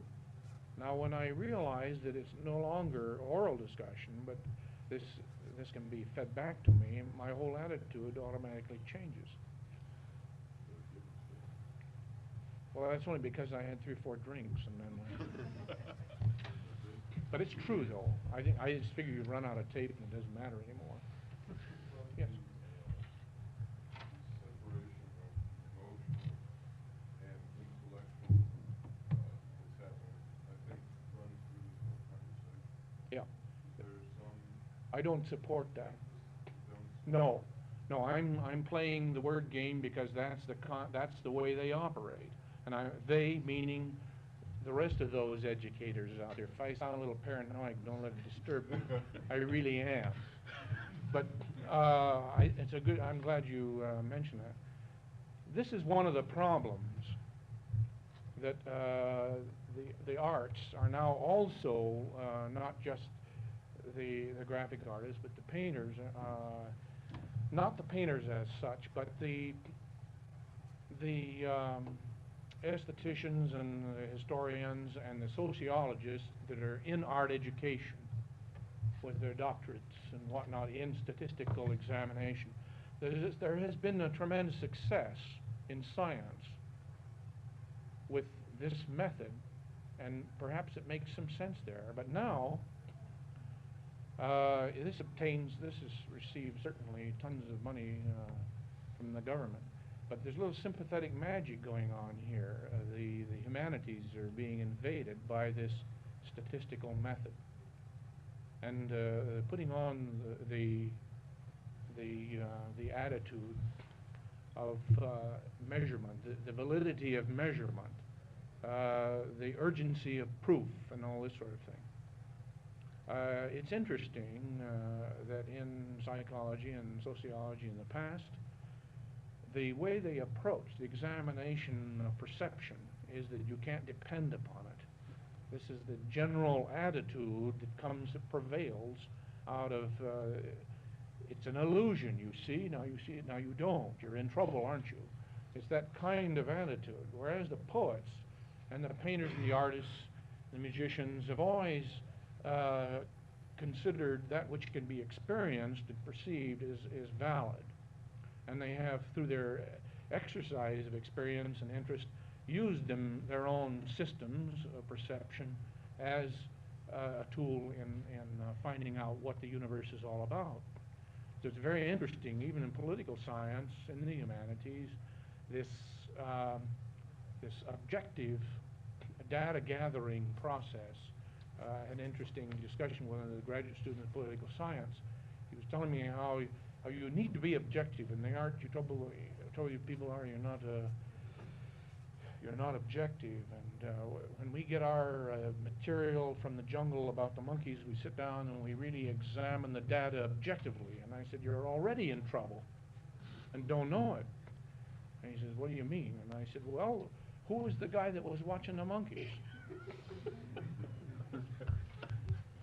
And this is one of the problems, you know. I mean, in the arts we know we're not so much concerned about the computer and how you program the data objectively. We want to know who was feeding the programmer. You know, who's the guy punching the buttons on the computer?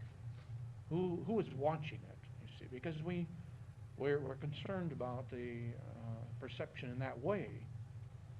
But this is now in art education. They're becoming fascinated by do little children really see the way they think they see, or how many people see this and don't see that. And this is kind of a sympathetic magic.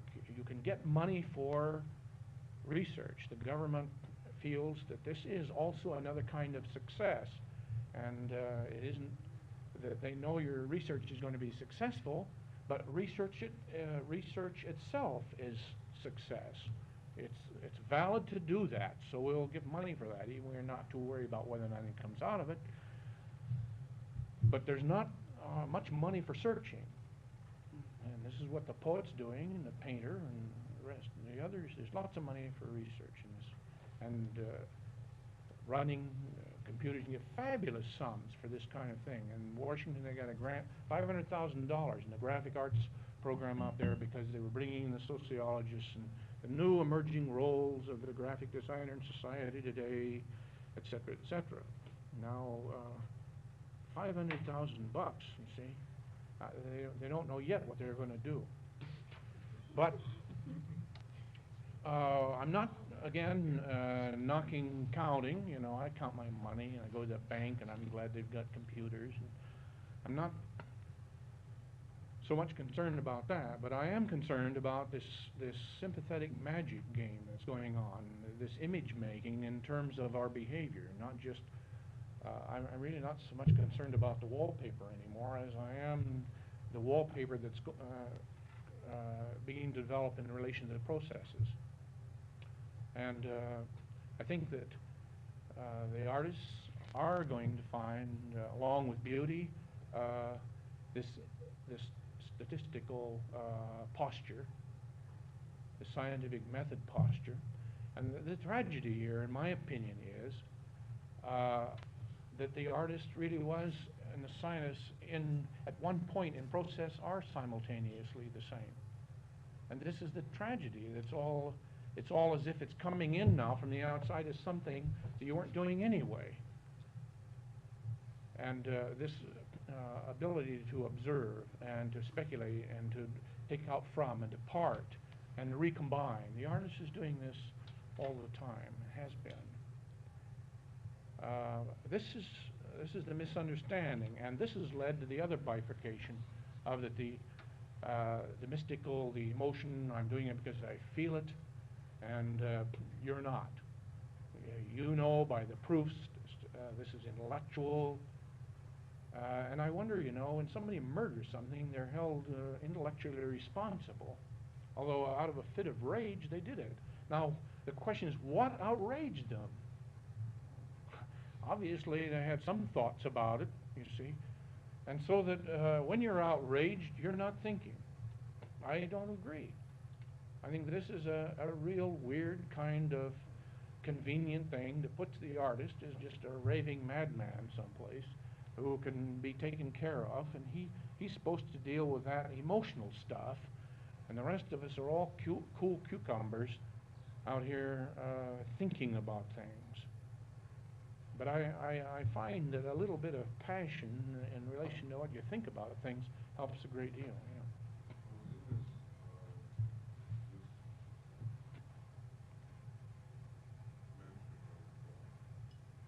Finding a stimulus or an incentive, giving it to a student to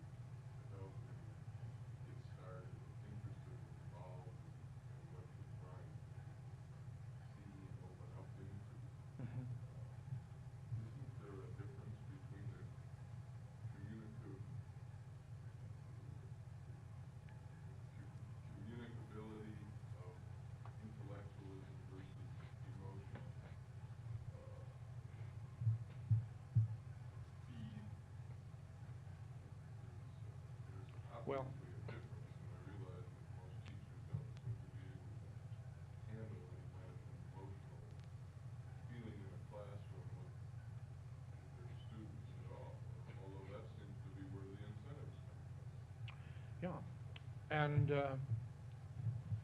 you know, like I could say that I feel very strongly about what I think. That sounds like a bifurcation, but it's only in the expression that it is.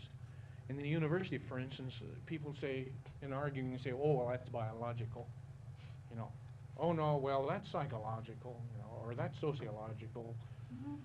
Because we have to, in order to examine the thing outside of ourselves and outside of nature, we say, onto a piece of paper, which is kind of outside of nature,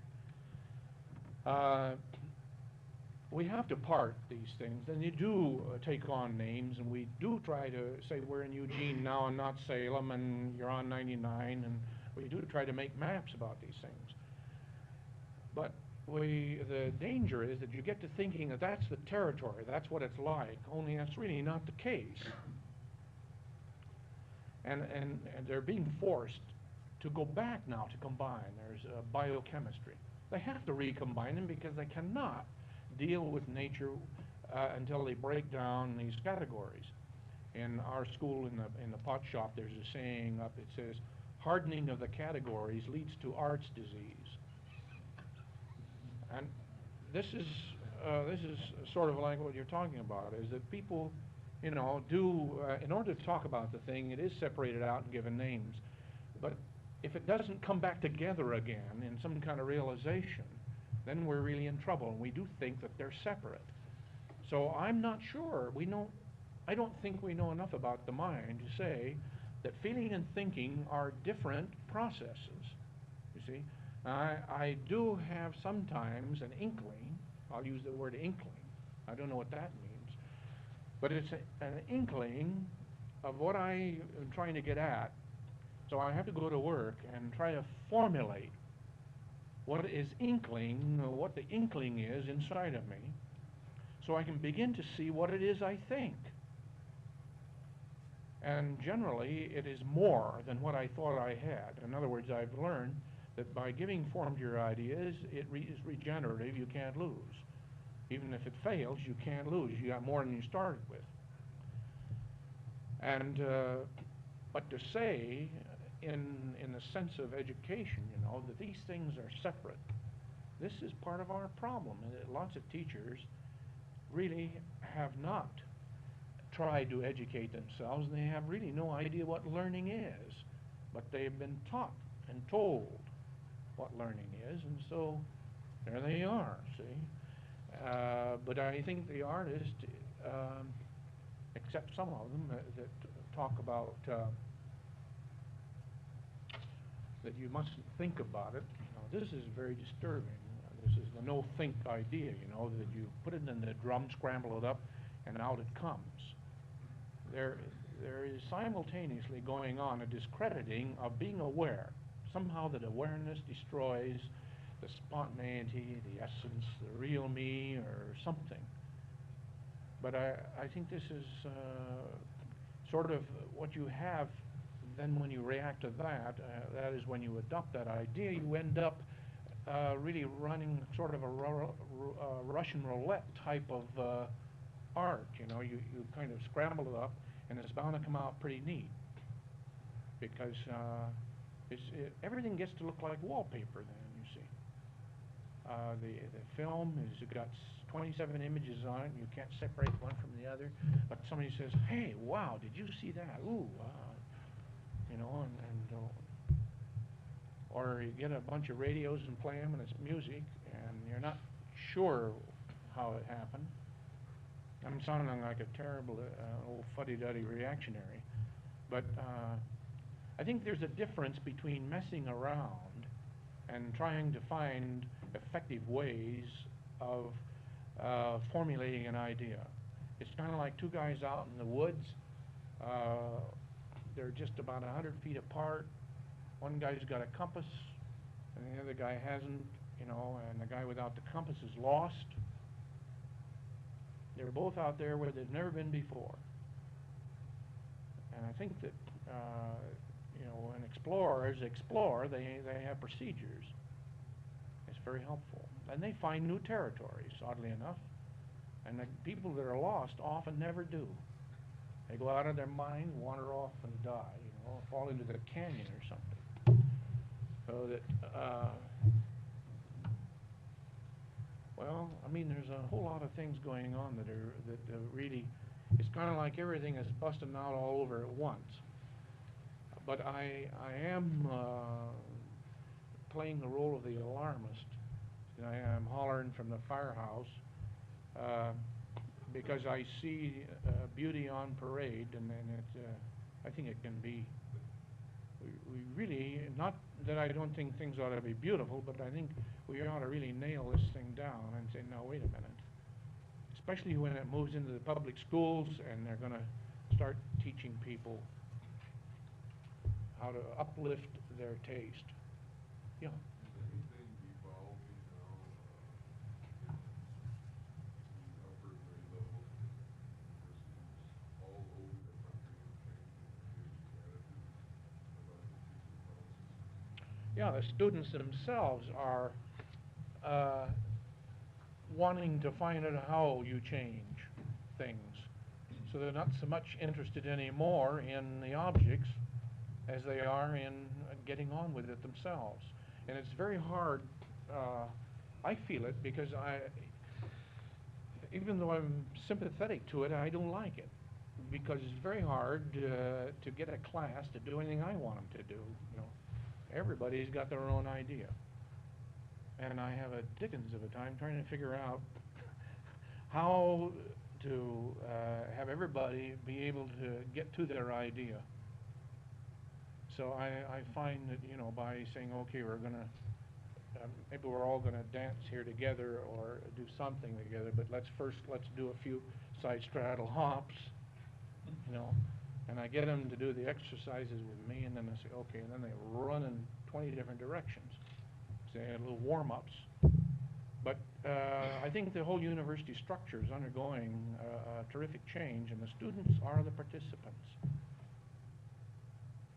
But they're making some interesting mistakes. I mean, even though students, through lack of experience, and the Chinese definition of the teacher is the guy who went before, and that's about all there is to it, really. But and as a result, the students, while they know that things haywire, they want something to change, but they don't know exactly how it goes. And we're now having big arguments on our campus about letting the press into the faculty meetings. But the mistake the students are making, in my opinion, is that they're letting the press represent them. What they should be asking for is a gallery. So you see, you go from one authority to the other. I mean, this is the problem. If the students can really get down to find out what is fundamental, what is irreducible, what is the principle, they'll make it. But if they're just going to look for another object, then they're in trouble, you see.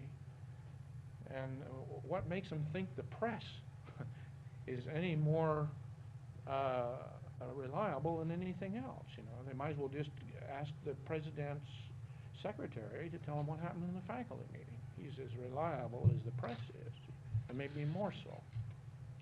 But if they really want to know what's going on, then they should demand a seat in the gallery and behave like ladies and gentlemen, and if they don't, they'd be thrown out. That's the way the rest of the citizens in the state are at the Congress. But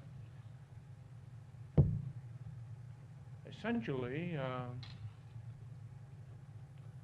I see it as being terribly simple. If we can just somehow focus on procedures, proceedings, and processing, it doesn't by any means mean that I don't think that what results doesn't count. But I think now on the contrary, I would say with the dean, the beauty is still in the saddle, and the functions and the procedures haven't yet quite gotten to the top. It might help a little bit to solve this dilemma by simply giving it a new label and giving it some ballyhoo. We have the same problem with mathematics. now in mathematics, the thing is on the procedures, the new math, and, boy, Yeah. you're hit if you can talk about it intelligently. Yeah. It's interesting, though, that it isn't new, is it? No. No, there's nothing new about it, except what the ballyhoo, just as you suggest. But when you ballyhoo it up and you tell them it's new, everybody's scared to death of the thing. And of course, it gets lots of attention. But Well, that's it's, the point, isn't it? right, Yeah. sure. But I think that someplace we've got to, That's a new art.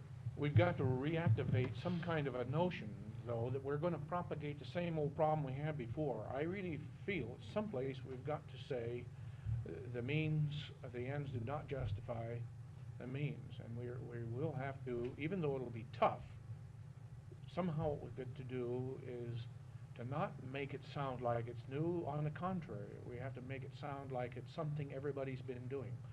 The thing that I found in teaching is that when a student comes into the class, it's all new. I can remember almost vomiting when opening up my algebra book, and I got too many pages in my hand at the time I opened it for the first time, and it fell open about the middle or three-quarters of the way through. I looked at that stuff and I just got sick. I was a freshman in high school, literally sick. I looked and I said, what's this? It's like hand me a Chinese newspaper and say, read it, you know. So I told my dad, I don't want this. I want to go back tomorrow. I want to go back to registration change. I don't want algebra. He says, wait a minute, you know, and he opened the first page and it said 1 and 1 equals 2. And I said, gee, that's funny. I know that, you know. So I think that what happens, and what I try to do, is to prove to the student through just a discussion and inquiry, and not posing the problem to him in some way that he has a problem, but let him pose the problem. Let him begin to somehow say which way the thing ought to go to find out something. And I try to show him that he has a tremendous residual investment in that idea already. So I think what we should do is not say that anything is new, but it's old as the hills. Not only that, but you've been doing it for years. It's so commonplace you won't even believe it. It's as ordinary as gravity. You know, it's all around us. It's been what's holding you down all this time. Now, how can you tell me anything about it? You know, and make some analogies. See, does that sound familiar to you? And you'd be surprised, students begin to discover, by golly, you know, they have gotten investment in it. How can you live 18 years and not deal with these things? You can't. Human beings have to in order to survive. So the question is, what is it you already know that you can build on? And I wouldn't make it new at all. I'd make it so old that they would wonder where they've been. You know? But that does take persuasion, you see. That does take time. The new art, though, this is the thing. I don't... This has a certain intrigue about this. The new math, everybody's talking about it. And they, even the comments are saying it's so difficult that only children can do it. They're right. They're right, of course. But you see, we... Might be more favorable image. Well, the only thing is, though, when it comes down to the student really trying to work with his own ideas, it's still something coming from the outside in, you see, the new math. I had a student in basic design who was an art student, Springfield. He wanted to do art, and I had a problem that I gave them where it was a children's block, and I to get a sack of these blocks and come into the class and toss them out and say, okay, that look familiar to you? And they all laugh and giggle and say, yes, you know, this is a university. And I say, well, this was a toy, an educational toy at one time. And I said, now you've been going to school for a number of years, and you must have acquired some insights into things. I wonder what kinds of meanings could you get out of this toy if you started playing with it again, knowing what you know now. If if your education has really done you any good, it ought to, you know, open up some more possibilities here. And of course, we get at a lot of things that have closed down right away. This is ridiculous. This is insulting. This is, you know, all these kinds of attitudes begin to develop, and sounds toy, you know. And so I just wait and wait and wait, you know, and they get nervous and he's waiting, you know. They'd like for somebody to do something so they can either object to it, you know, or do it, or somehow do something with it.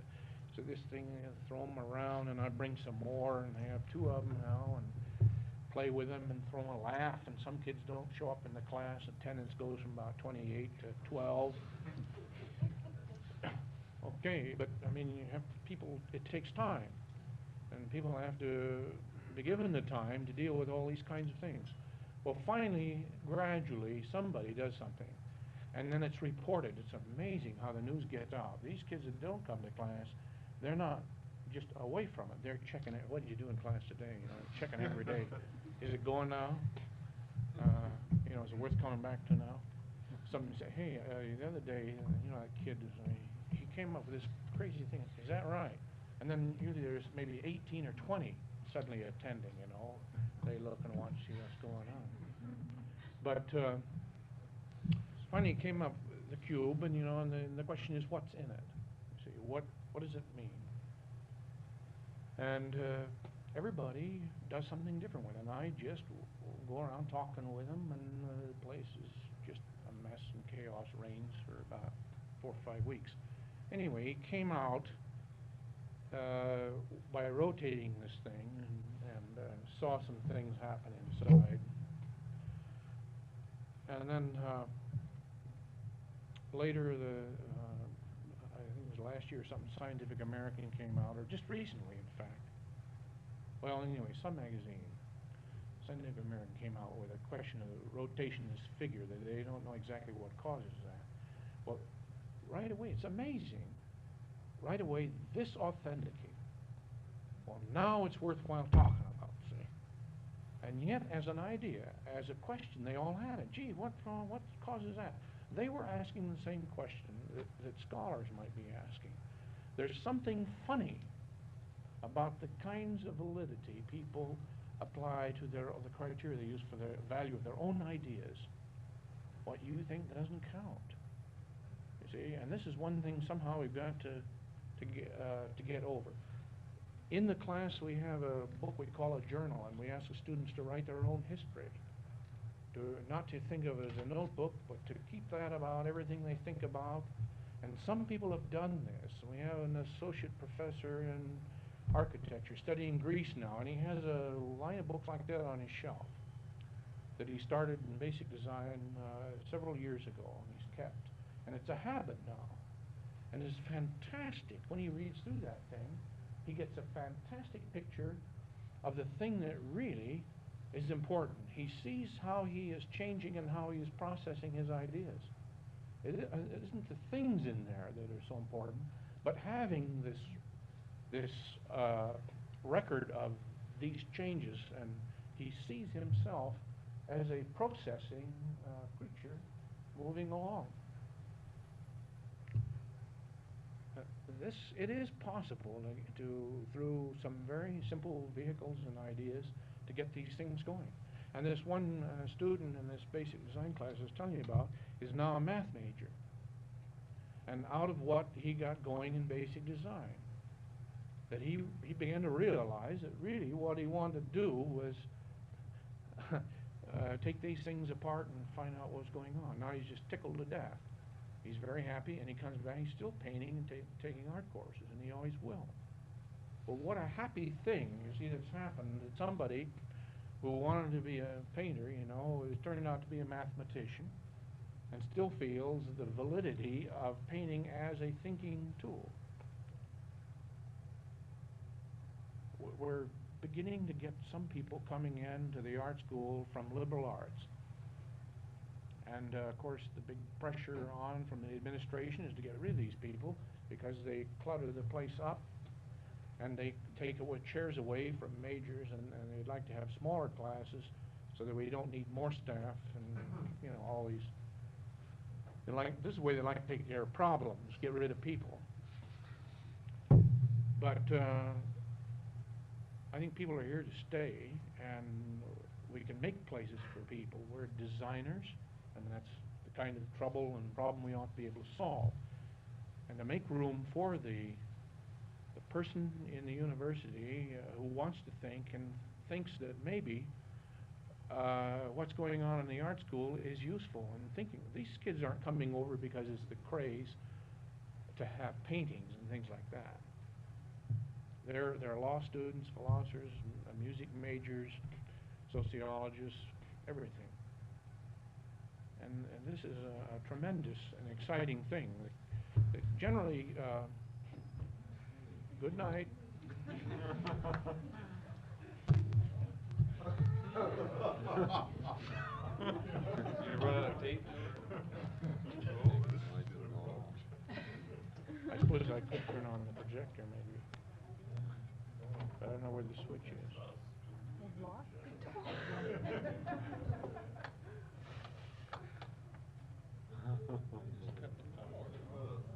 Well, that's a pretty sneaky way to do it. I'll have to admit.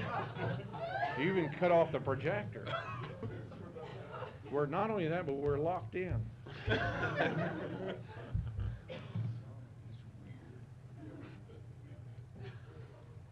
Well, I just want to say while we are on the dark here that this is where I've been for a long time. And I guess this is as good a place to leave. I've certainly enjoyed talking to you people and with you, and the lights don't come on pretty soon.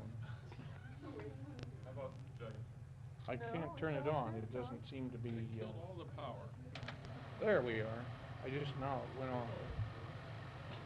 Somebody went out and gave him the word. We could have a shadow program and